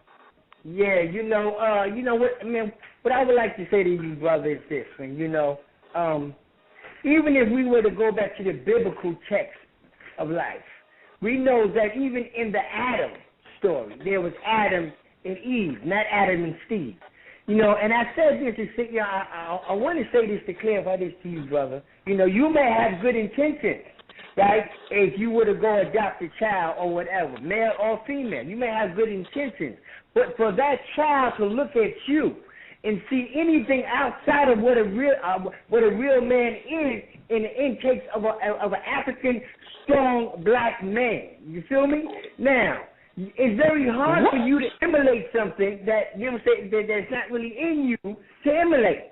I mean, you can be a male, you know what I'm saying, but being a black dominated strong man is a total different thing. You know what I'm saying? You know, I mean, any way you look at it, brother, you know what I'm saying? You can be highly intelligent. You know what I'm saying? You can went to school for half of your life. But for you to exact a black concept on a child, showing him what a man is, you know what I'm saying? You know, you couldn't do that, brother. Straight up and down. You know what I'm saying? Because when you was in Africa, and a man was 13 years old, they said, well, now you going from 13 years old, and now you're going into manhood. You know what I'm saying? You couldn't be there teaching him how to be a man because you don't really feel that inside of you that you are a man. You feel me? Because you have desires for a man. So you got to take a look at that, brother. And I'm not knocking you. You know what I'm saying? Don't get it. I'm not knocking you, brother, but you know what I'm saying? But I'm trying to show you something. Yeah, I'm not trying to do that, brother. What I'm trying to show you is you need to go inside and do some more soul searching on why you are like that, where it came from. Is it in your genes? You know what I'm saying? You know, I mean, did somebody from you when you were younger? I mean, you know, you have to take a look at it because it really is a psychological disease, brother. You feel me? Not taking anything from you. You know what I'm saying? It's not right, and it came from the European. It didn't come from the African. It came from them Greeks and the Romans. You know what I'm saying? Who was into that, man? You know what I'm saying? Doing all that, you know what I'm saying? Kicking each other in the butts and stuff of that nature. Black men didn't do that. You feel me? The black women play with each other. It came from a European concept. That's where it came from. You understand? It didn't come from Africa. You know what I'm saying? It didn't exist. You know what I'm saying, in Africa, man, in that form that is in now. My brother, you know what I'm saying, taking nothing from you again. I respect somebody that's like you. You feel me? But I couldn't put you in my army and go kill no white people. I couldn't do that like Obama did set up for y'all. He said it's all right for gays now to go in the army and fight the war. You feel me? He's accepting it. And then he said he might even think about letting men marry men and women marry men. So something wrong with that picture, my brother. That's what I have to say on that. Well, all right. You said your piece, and I thank you for it. Oh, okay. We got a bad reception there. All right. Okay. All right. I'm gonna let that be his opinion because on a positive note, though, Big Meech. On a positive note, I can feel your doubt. And that's a positive thing. But I can feel your doubt. You got it, brother. I can feel your doubt. I really can feel your doubt, which I think is a positive thing. But now you got to go ahead and trace that line back to the source. You know? I can feel your doubt. Just like when I'm in counseling. Like when I'm in counseling, Big Meech, right? For any issue, not just homosexuality. If I'm dealing with somebody with depression. In therapy, you try to create doubt in the person's mind that their current belief system may not really be right and exact, so they can explore. For example, if somebody is depressed, you want to create doubt in their mind that they cannot gain control over their emotional state of mind. You just want that doubt, because if you can create a gap, a stream of doubt, and the person can entertain that maybe my interpretations, because that's all it is, maybe my interpretations of my reality to this point may not. Okay. Who was this? The man that... Wait a minute. What I'm going to do, this that's why I said no. If y'all can't hear this, this is why I needed you to hear this. You understand? This is why I needed you to hear this. Now, for everybody listening, okay, I'm gonna put the link up here because I want y'all to hear the whole interview. Yeah, I want to hear the whole interview, but I got something to say. I got something that I'm fitting. And guess what? And I said what the fuck I said. Okay. First and foremost, let me clarify a couple of things and might not be clarifying nothing for nobody. Guess what? I'm a gay man. I was never fondled. I was never raped. I didn't grow up around all girls. I have 9 siblings, 8 brothers and 1 sister. So get off of this so-called psychological bullshit. It's not gonna work. Second of all, I deal with depression. I go to a therapist, and I allow my therapist to enter my mind as far as I want her to go, and then it's a no-no. So that's another myth. And about this a European thing, baby. We all came from the motherland. This man sleeping with man didn't start once they came to the United States. I don't mind you having your opinions, but when your opinions are not factual, then I won't say what I want to say. But anyway, I'm done. Go ahead, Meech. I'm sorry. No. You can finish it, baby, because that's why this is what it is. This is why I needed y'all to hear that.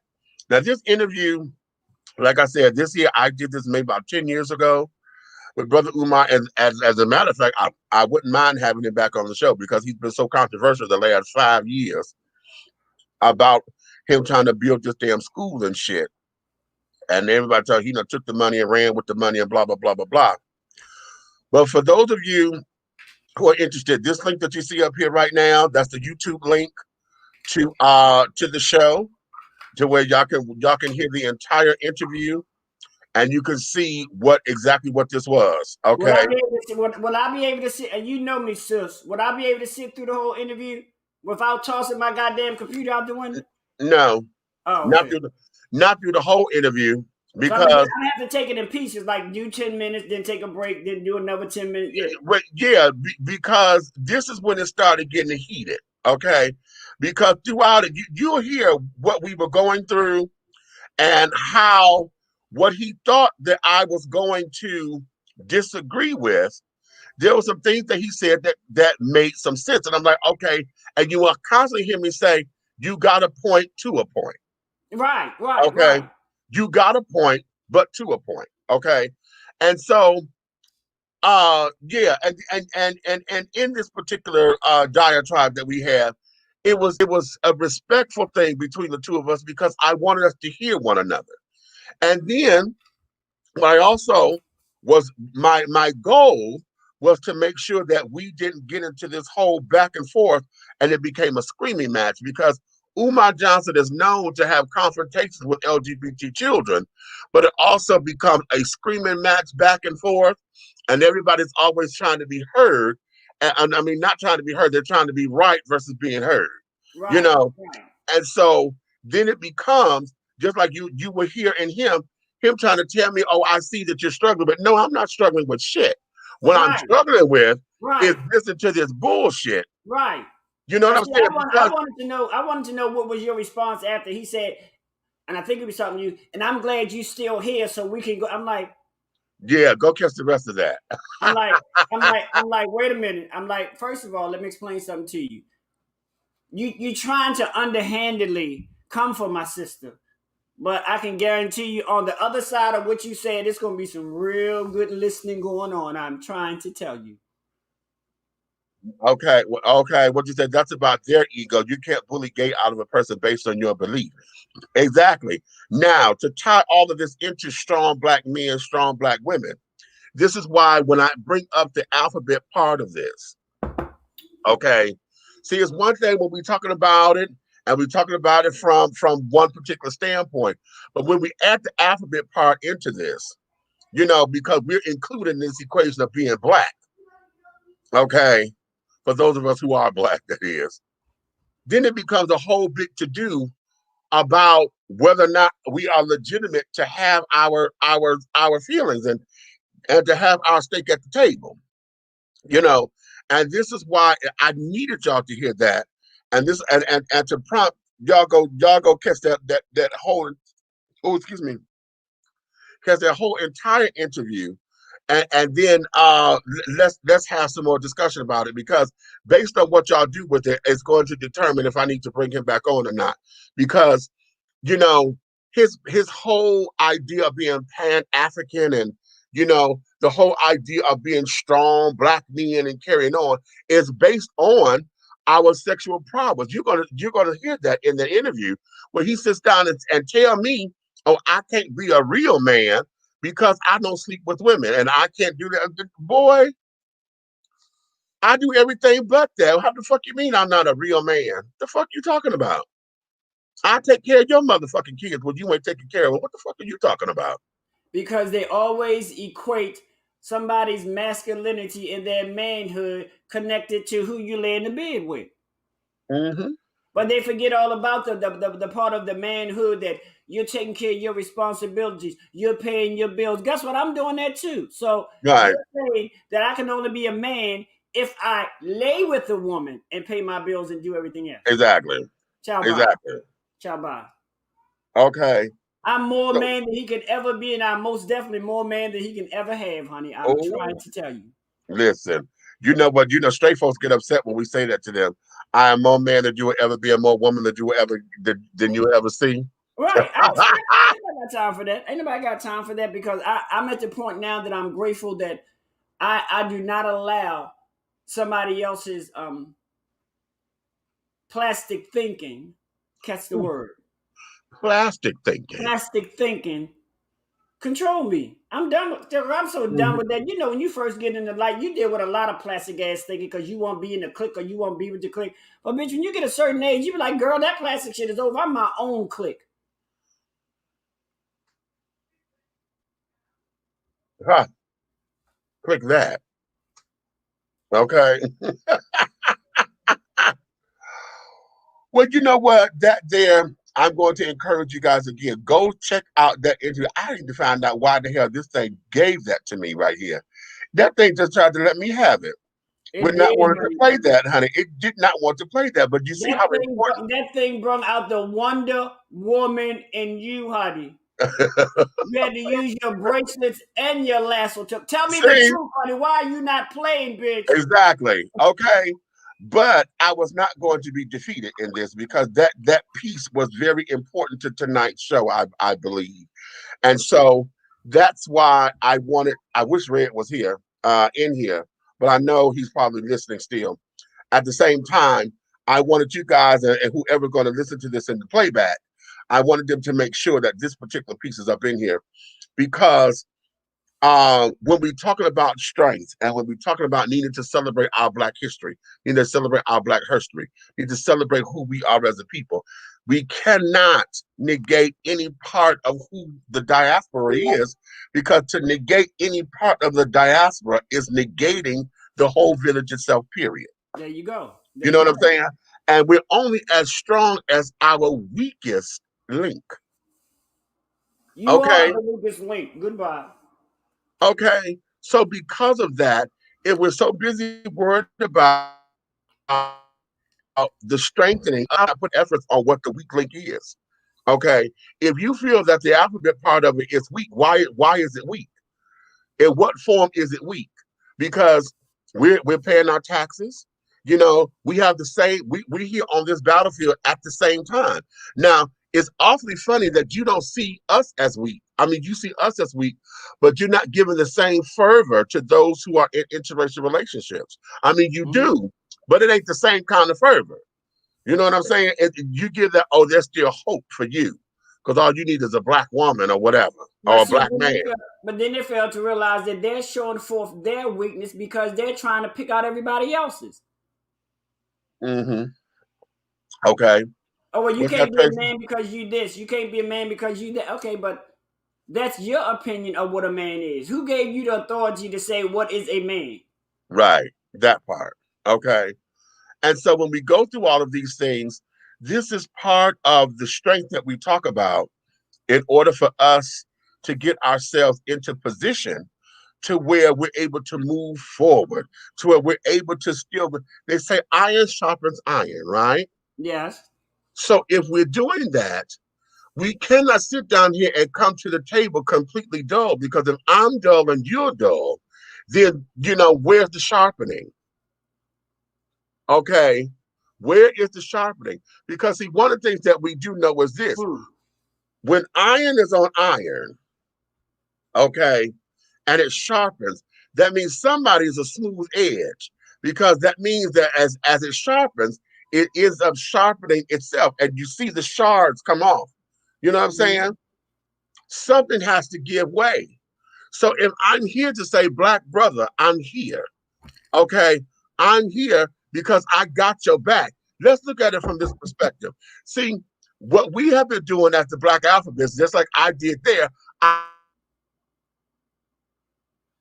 threw up that I could use that as a weapon versus using it as a tool to say, listen, I got your back because maybe you wasn't equipped to handle it right now. So I'm in the gap until you're able to come and take care of the responsibility, because I don't want to have the gap. You know what I'm saying? How many of us have lost kids like that because we let them go to the system instead of taking care of it? You know what I'm saying? Trying to keep that family unit together. How many of us have lost brothers and sisters because the drugs that got them, or the alcohol done got them, and we had to exercise tough love, but at the same time of exercising tough love, we had to X them out completely. You didn't even check on them no more. Yeah. You X them out completely and created a gap. You know what I'm saying? But you justify cutting them out completely, but you justify that still as tough love. As tough love, right. Instead of saying, listen, you need to get your shit together. You can't come back here until you get it together. And then you don't even pray for them no more. So you say, I'm praying for them. You don't even check up on them. Y'all know we got informants in the streets, honey. Y'all keep saying stitches get stitches, but y'all know we need them out there, because those are our informants to let us know, oh, she all right, she's still doing her thing out there, but no, she ain't looking all that well, but she okay, she's still alive. And a lot of times that's all parents need to know. But you know what I'm saying? Check this out. I'm a piggyback off of something you said about filling in the gap. Yeah. This society is so weird, because say somebody I know going through something, trying to fill in the gap, but check this out. They turn around and be like, "Oh, you can't fill in the gap because you're not a man." Boom. That part. Okay, well, or either and they voice that out loud, but then in the dark, that's when they come running to us. Thanks, man. Thank you for being there. But because of where we were, I had to curve a certain way. But man, thank you very much. Nigga, get out of my face. Right. So and just like I tell people, and Meech, I'm gonna use that. Just like I tell people all the time, and we're still in a space where we need to tell people. I tell people all the time, look, check this out. Hey Bitches Live, the remix. I'm a gay male, but I do not have a gay show. Right. We talk about everything. It's better to be sharpened by a diverse crowd, because you can get sharpened a lot quicker than being sharpened by a crowd that's only one way. Listen, I tell the children all the time, honey, black folks, listen, when you go pay your motherfucking bills, you couldn't go down there with a 40 or some Henny or a goddamn blunt and say, listen, I'm trying to pay my motherfucking bills. Rainbow children, honey, the alphabet children, the bills don't come in rainbows. Bills don't come at this motherfucking door in rainbow envelopes and shit. And they won't. Okay? And they won't. You understand? Women's lib, okay? The women who run the world, girls, the bills ain't come and say, this is a female bill, bitch. Okay? My pimps, ballers, and shot callers, the bills ain't coming saying, yo, my nigga. Okay? They coming like you going hit somebody else's thumb. Bitch better have my motherfucking money. Bills come like that. They don't come. Pandemic or not, bitch. Or not. Hello? Why the hell you think we struggling for a motherfucking stimulus check and shit? Because the bills keep coming. So when it's time for responsibilities and carrying on, this is how we learn from one another. We learn from one another and we put it out there so that we can have a better way of doing it. Now, listen to all my stunt girls out there. I'm not going. I was ready to go there. I was ready to go there. I was ready to say, bitch, don't get mad because you can't write no more motherfucking checks.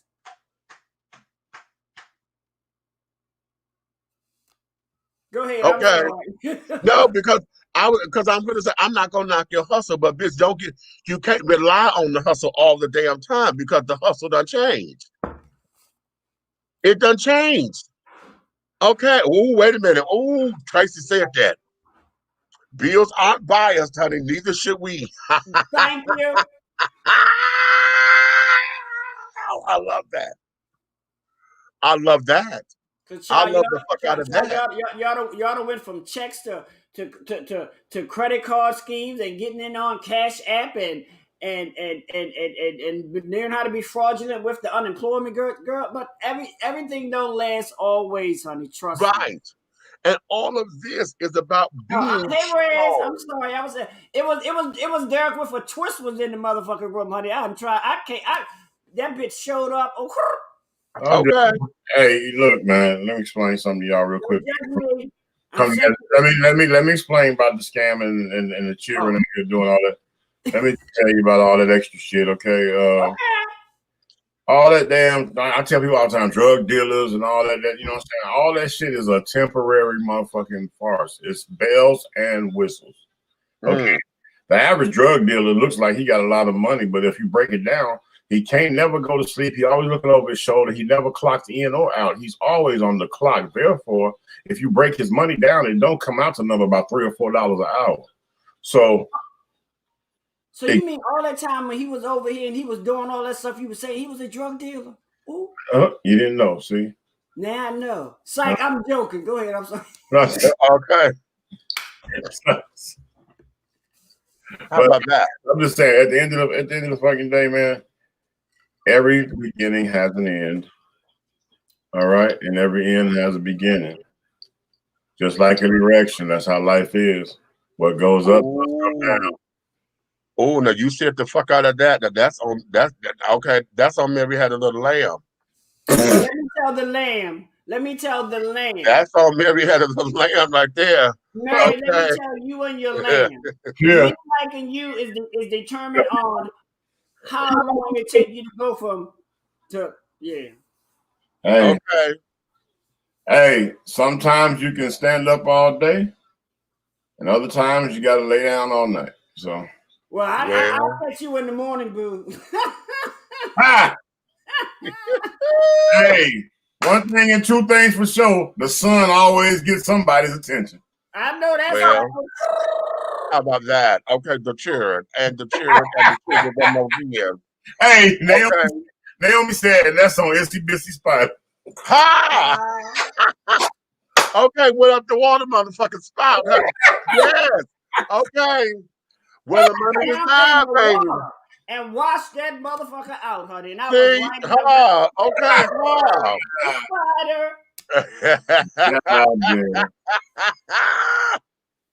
okay. Shit, that bitch said that's on Mary Had a Little Lamb. And then she said that's on Itsy Bitsy Spider, bitch. Okay, that's on Miss Mary Mack with buttons down her back. Okay. It was coming down her back, honey. It wasn't buttons. I was there, honey. Oh, it was pearls, honey. Yes, honey. Oh shit. Okay. That's where they got my pearls from. Okay, she had jewels, honey, pearls, necklaces, and things. Okay. Oh, right. I want one of y'all to figure this out. When you said pearls, right? You know where the hell my mind went, don't you? Well, I knew an old lady who lived in the shoe, She had so many kids, she didn't know what to do. And the only question she ever had is, why did you bring a condom, boo? Are you my dad? Was the old woman in the shoot the original baby mama with 16 kids and 15 baby daddies? That's right. That's right. Exactly. Exactly. And that's on Humpty Dumpty. That's on Humpty Dumpty. Ah, okay. Ooh. Now that's hollow right there. That is hollow. Why are y'all? You know what time is it? Oh well, it's after 12. We're in the be bitching hours, honey. It's put up or shut up, honey. Say what's exactly. And here's the thing. I don't know if you. I put up. I'm gonna put it up here one more. No, no. I had it scrolling. I thought. No, I'm put up here. This here is the YouTube to the link to my interview with Brother Umar Johnson. Okay. I don't know if y'all heard the clip that I played from that interview, but yeah. Really? Oh, honey. Oh, honey. In fact, I think I put that link over there in the YouTube. It's a YouTube link in there. Over in the Nighthawk Network. Okay. But that interview was a hoot and a holler. Okay. So having said that, listen, what we gonna do, I'm gonna let these children go ahead on because I know we are here and it is I said what I said Sunday, but y'all try to get up to go take care of y'all business on Monday. And y'all know tomorrow is Donut Factory Day for me. To start the next week of making the donuts, Chad. Just don't put your finger in the hole. Oh, that ain't no fun. You might bite yourself. Maybe. Never did that before. I can't. Shit, and I want to. If I can bite myself, I can really be by my motherfucking self. How about that? Okay, listen, I got too much stomach in the way, Chad. I ain't got no stomach. I've been trying it for years, bitch. Hey, that's on Jack and Jill. That's on Jack and Jill. Okay, shit.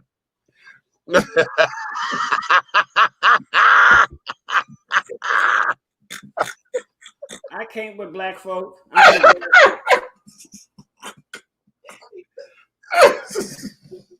I tell you, every time I think I bring Red to the curb, he go right back to the No, wait a minute. Depending on who I'm playing with, no hands up, you better shoot. Never mind.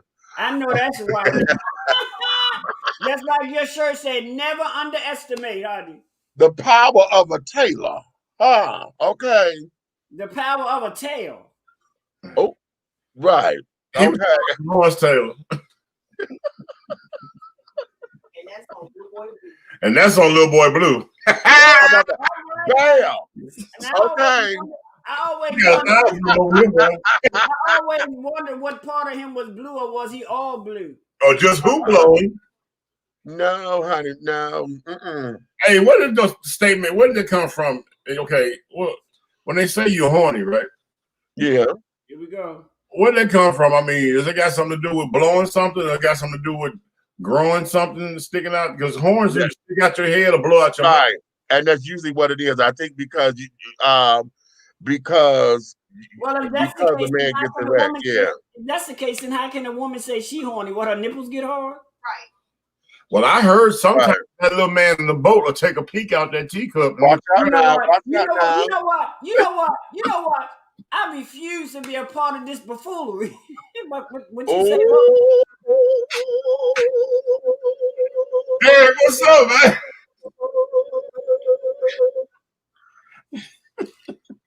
Okay. Well, let's go here because I just looked this up. Hey, that's on Little Red Riding Hood. Okay. What people didn't know, she really didn't have nothing underneath that thing, honey. That's all right, because we heard Bo Peep is just like goddamn it, Miss Mabel. And you know what? How about this? Now, this is coming from ETM Online for Etymology Online. Okay, and they says that it's an adjective, of course, it's coming from the late 14th century, made of horn, from horn, okay, plus a Y. It's from the 1690s as callous, resembling horn. The colloquial meaning lustful, sexually aroused was used certainly by 1889.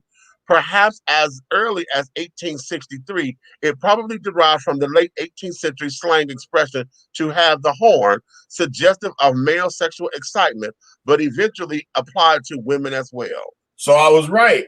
Yes. I was right. That means you're not horny to that motherfucker standing up or the little motherfucker peeking out the boat. So right. If that right. And yeah. Yeah. Ooh, and that means Hey, matter of fact, she just said something that made a lot of sense. If the little man peeking out the boat, you horny. She said that's on roll, roll, roll your boat. How about that? so that mean no offense to my brother. So that mean that a man who can't get hard can't get horny? He's not horny. He's just hungry. Well, right. He's just limpy. And that's on eating porridge. What you say? You know what? Stop it. I am not with you. Wait a minute. Let's go here because I just found something. Let's have some fun. Okay. Let's have some fun. Let's have some fun. Reg, you got 10 minutes to get it all out. Then after that, your job is just to listen. Okay. That sounds like something I only want to see one time. Go ahead. Oh, okay. Hush, child. Okay. Now this is another website about the etymology of slang sexual terms. Okay. Now, wait a minute. Okay, that was horny already, and it's saying the same thing as the other one.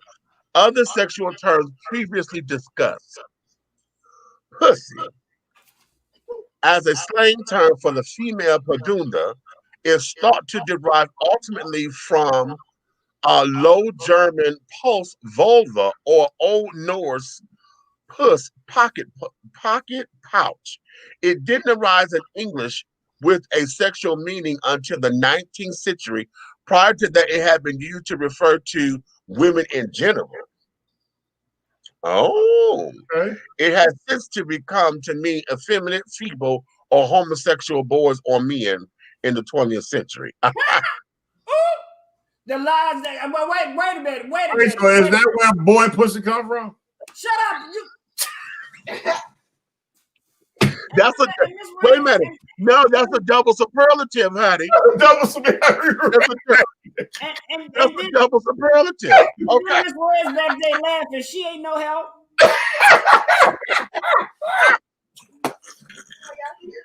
Okay. Oh shit. So in other words, no matter how they slice it, we're intertwined anyway. Because that's why they call it boy pussy. Yeah, because anywhere you go, if you got to slice it to get it going the opposite direction, you got to either split it up the middle or motherfucker goddamn cut it up and pull it out. Okay. That's on banana split. Shut up, fool. Shut up, fool. A reader has asked about the word cunt, wondering if it has something to do with cunning, as in a cunning woman was a negative thing. It has nothing to do with cunning, which is related to the verb can and can, and everything to do with what it means today. Female genitalia. It first showed up in a list of London streets names of about 1230. That street name was interestingly Grove Country Lane. Okay, one of a warren of streets and alleyways, all given over to the lowest forms of prostitution and baldry. Oh, so cunt come from the street where they were selling the hook. Oh, what exactly? How do they spell baldry? Does that mean like naked pussy? Baldry, the tawdry with the B, yeah. The B, okay. Okay, TAWDRY. I like baldry. I like baldry. Okay, it lay between Aldermanbury and Coleman Streets, where the Swiss Bank stands today. It belonged to one William D. Edmonton. Curiously, medieval Paris had a street name with the identical meaning. Rue Gratacon. Oxford and York apparently also had similar versions of the same street name. Cunt is believed to derive from the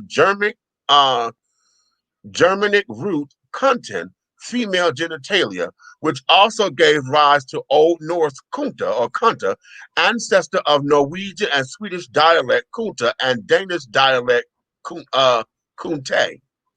Old Friesen, yeah. I'm sorry. No, this is Norwegian and Sweden. Now, but I'm saying when you Kunta Kinte, is that a play on vaginas?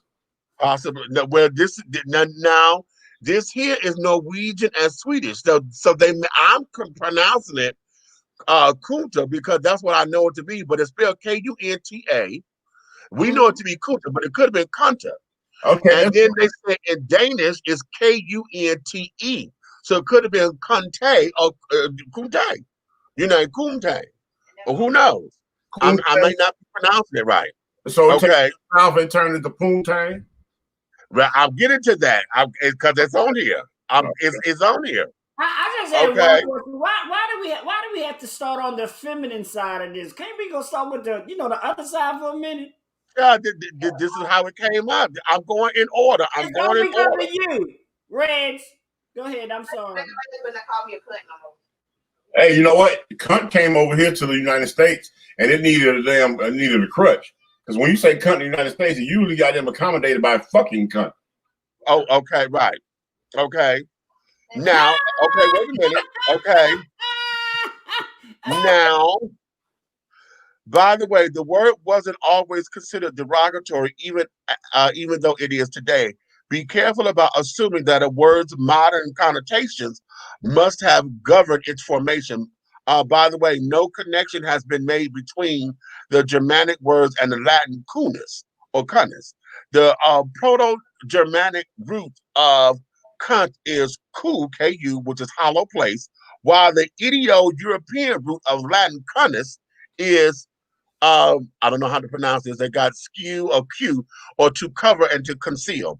The etymological meaning of cunus. You lost me at hollow. I don't want no hollow pussy. Okay, now poontang is an interesting word. It is so far removed linguistically from what it means in English that Melanie's grandmother taught Melanie and her siblings and cousins a rhyme that when they were young that goes like this: my name Puddingtang. Ask me again, I'll tell you the same. Oh, okay. And it's Puddingtang. Okay, Puddingtang. Grandma was and is a God-fearing, proper woman, and she would never teach her children something so lewd or baldry. She probably learned the verse as a senseless rhyme when she was a child. This smacks strongly of a folk etymology formed by people who do not understand the term poontang. If that's what it is, the couplet indicates that the term poontang has been around for some time. Grandma was born in 1909. Interestingly, the first example of this word is written.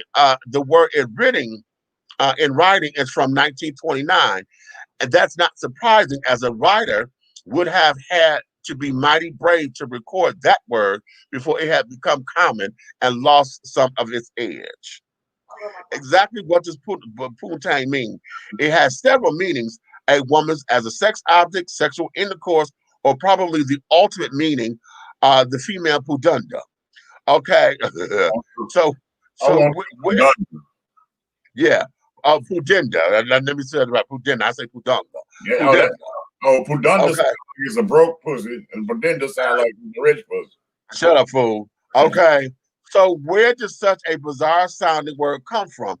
There are several theories. Probably the most popular is that it derived from Louisiana and standard French, poontang, which is whore. Okay, P-U-N-T-A-I-N, whore. Okay, this is possible as most people we know who are familiar with the word are from Louisiana or some state nearby, or they first heard the word from a citizen of that area. However, the connection to Poontang is based mostly on conjecture because of the similarity of the French word to the English one. Some etymologists specialized in slang think that the word more likely derived from a Chinese language, as there are variant forms like Poon Tai and Poon Kai. Right, okay, Poon Kai. One school has it coming from some Filipino language, where Eric Partridge guesses it is of American Indian origin. Well, yes, honey. And those are the three that they have up in the yeah. Okay, and this is from this is from takeoutword.com. Okay. And this is Melanie and Mike said the etymology of slang sexual terms. That's what this is coming from. All right. Okay, now Derek is in a hurry for you to talk about cock.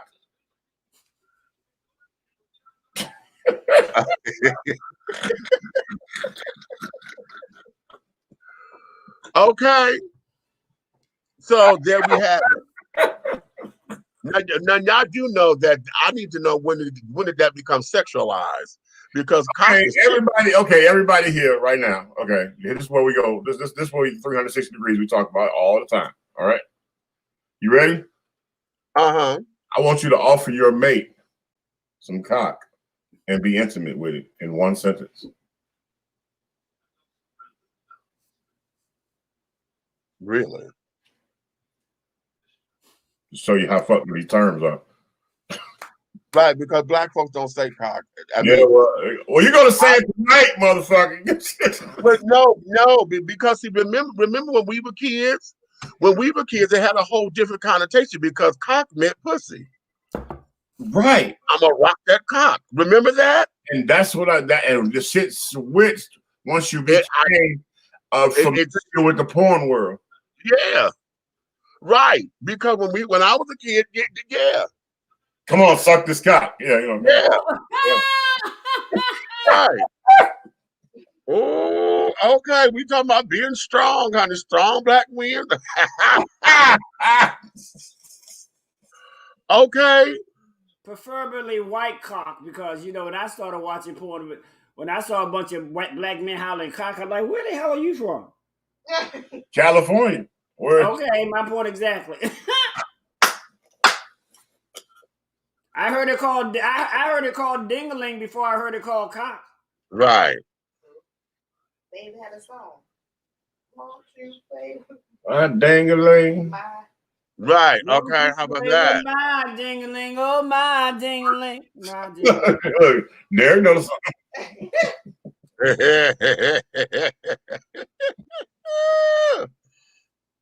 Okay, now here we go. I'm not going to read all of this because all of this goes to the actual is the male of a domestic fowl. That's the bird. Okay. Well, okay, about the bird right here. Okay, cock lobster. Okay, which is the male lobster. Okay, so here every time they said the word cock, it was always meaning the male form of something, right? Right. Okay. Okay, so now let me half cock. What was that? To go half cocked as in the figurative speech. Speak or to act hastily. Okay. Hastily. Yeah. Okay. Okay, so you come in half cocked. You ain't all the way together, right? Oh, okay. All right. Okay, and you know how we cock our hat. Remember, you had to cock your hat to the side. Yeah. Okay. So that's a whole different. Now, cock as a noun. This is noun number 3. Okay. Penis. Okay. 1610s, but certainly older as suggested in wordplay from at least the 15th century. Okay. Also compare pillicock. Okay. Pillicock, which means penis. Okay. Attested from early 14th century. Oh. Okay. Wow. Right. And that they found that in a poem. Okay, and I can't read all that because it's in another language. All right. Also attests from the 12th century as a surname, Pillicock. Okay, Johann Pillicock. Okay. Pillicock Johnson. Right. Okay. Ha. Also compared to Middle English and carrying on. Okay. The male of a domestic fowl, along with the bull, has been associated in many lands since ancient times with male vigor and especially the membrum virile. But the exact connection is not clear. The cock actually has no penis unless it be his role to fertilize. Unless it be his role as fertilizer of the domestic hens, and there may be some influence from cock How you gonna into. fertilize something if you ain't got no cock? I'm about to answer the same question. I don't know. How The you slang. He can sell fertilizer. That's a bad motherfucker. I'm trying to tell you. The slang word led to an avoidance of cock in the literal sense via the euphemistic rooster. Okay. Murray, in the original Old English Dictionary entry in 1893, called it the current name amongst people, but, oh Lord, is this Latin? Pudoris clausa, not admissible in polite speech or literature. In scientific language, the Latin is used. Okay, so that's the Latin word for penis, I guess. Avoidance of it may have helped haystack replace haycock and vein displace weathercock. Because it became slang. That's what I remember that. Because remember the weather vane. That's what they have in the country. Right. Yeah. The chicken and stuff when the wind and stuff was blowing. I remember that used to be called a weather cock because it was shaped like a chicken to carry on. Yeah, so just like a rooster, the male version. Right. That's how they know the direction of the wind. And then exactly. And some of them have markings on them, like a circular markings on the bottom. If you ever go to one of those high-end dairy farms, yeah, right. And if you really look out there, you look in the bottom. That's how they tell what direction the wind go in, and it's like as fast as it. I guess it's like fast as it clicked over. Right. It says so they know they can pretty much estimate how strong the wind is. Exactly. And so they removed it. Okay, the slang word led to an avoidance of cock in the literal sense via the euphemistic rooster. And I remember that because I did a play back in my college days called The Broken Calabash. And cock being such a strong word, that was one of my lines, honey. Whose cock is this? Ooh, child, I would have loved to have been in that order. That's on cock-a-doodle-doo. Wait a minute. Okay, right. Okay. And what was so funny about it was that I was 17. The opening night was my birthday. It was my 18th birthday, honey. I'll never forget that. And during the rehearsals, I was Miss Thing then, honey. I was just coming out, bells and whistles and everything. I was an in-your-face queen at that particular time. So when I got to that line, and we do a dress rehearsal, I sit up there and I said it with such fervor, honey, to where they made me change that word. Ooh. Okay. Because my role, I was the town diva. This is an African place, so I'm the town crier. I'm out here making all the dish and tea, honey. I'm telling the children what's going on. And so that was one of my lines was, whose cock is this? Whose cock is this? And I've given it, honey. My director was like, oh, hell no, you're not going to say that word, honey. You're going to change that word. You're going to change that word to rooster, honey. Who's a rooster is this? Oh, honey. I had to change the word. Yes, sir. Hey, you should have said, how you going to take my cock away? I almost did, but I knew because me and my director at that time, we bumped heads something horrible, and he's a Pisces like me, and he said something because he didn't like the fact that I was so openly gay, and it was funny because you being ahead of the in the black theater department or whatever, theaters where a lot of the queens existed. And he just didn't like, apparently I was just too much for him. Okay. And he stood up there and said, he was trying to sit up there and understand he's the director. We don't have no queens in here. Oh, and when I say queens, I mean females and their role in society. Hey, he liked you. Yeah.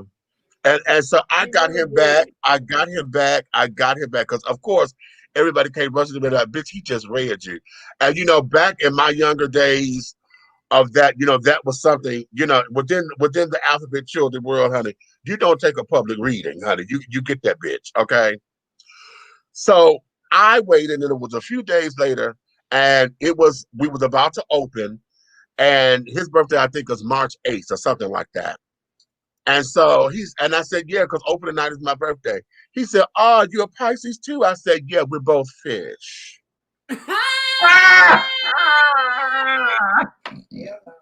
Baby. And I dropped the mic on that because when I said it, I knew what I was saying. And I let that sink. And it took him a minute before he got it. But when he got it, baby, when he looked at me, I just tipped my hat and did like that. And I walked off. I said, ha, bitch, and ain't nothing you could do about it. Okay? Because it was true. We both fish. And my saying at the time was click and ching. Honey, it was just click and ching. You listen. Nigga, they would have had to carry me up out of that goddamn gym. Baby, the Bonsdale Theater, Detroit, Michigan, had him. That's where we were. No, gotta go. Oh, honey, I'm telling you, God honest truth. God honest. I just sat there connected with him on Facebook after all these years. I said, you might not even remember me, child. But yeah, we did the Broken Calabash together. And now, Is he a real piece of fish now? Child. I haven't been around him since those days in college, child, and that was I was in school in 1987. So, oh my God! So, if he was a teacher or a director or something,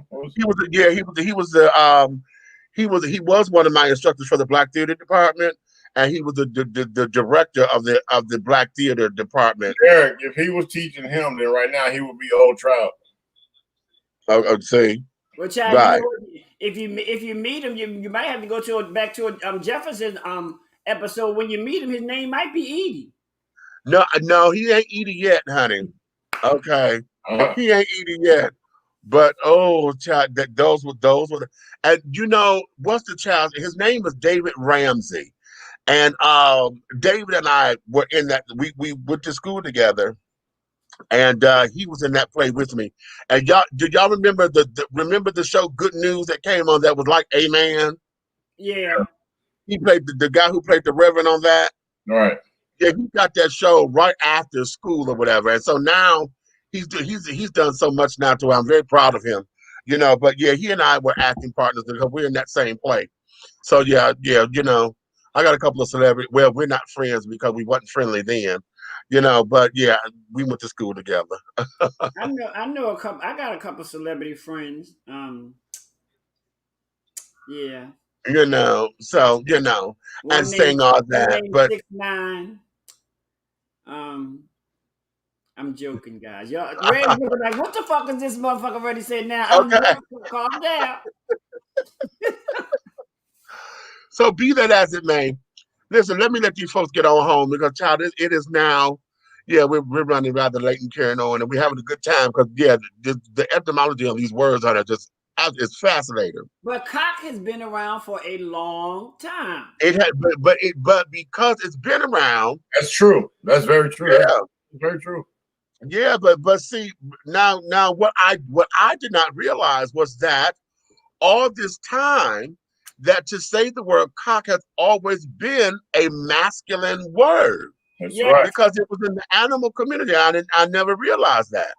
So all this time when it came to street thing, we've been using it wrong because even when we were kids or whatever, it was always about that. And we made it to be some kind of, some kind of thing. Okay, It was always the male thing.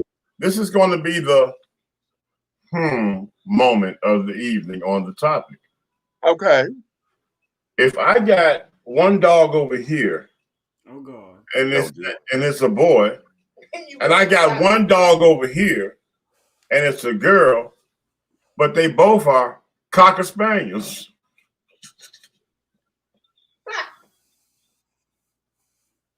Y'all melting. Y'all just go ahead and marinate on that for a minute. You know what? I'm not gonna fuck with you.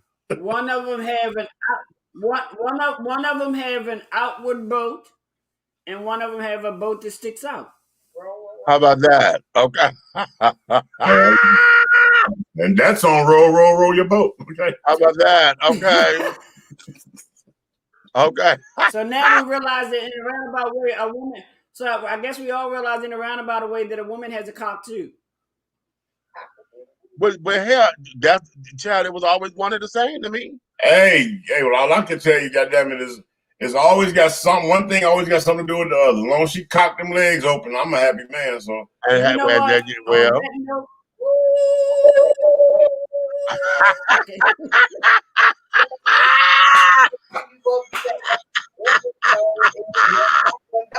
I cannot. That's true. Yes, you know what?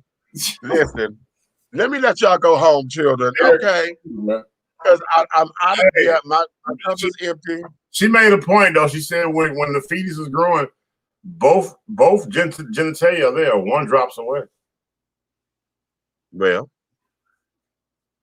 hello.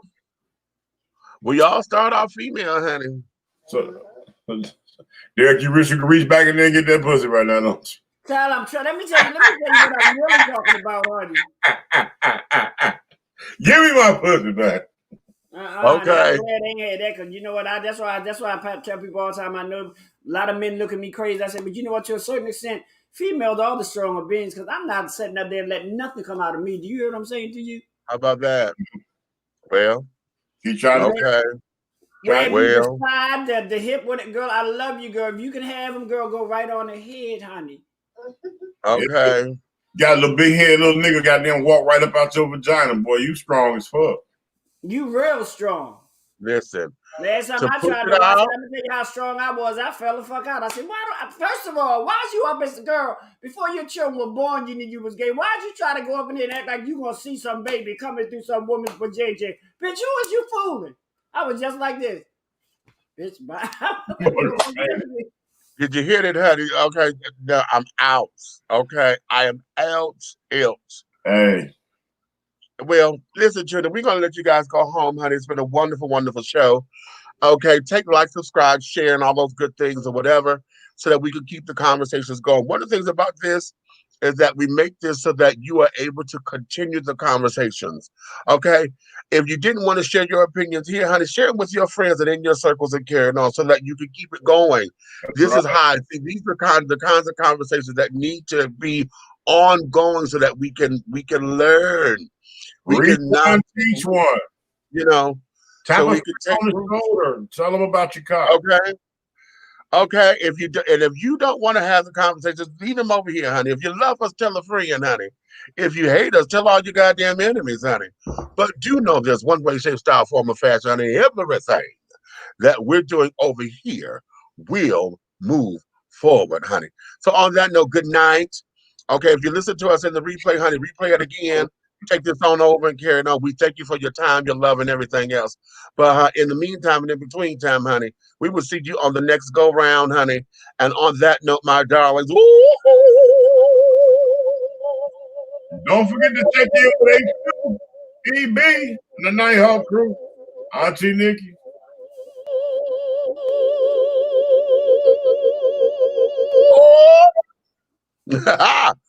Oh, and darling. Ooh. Sing.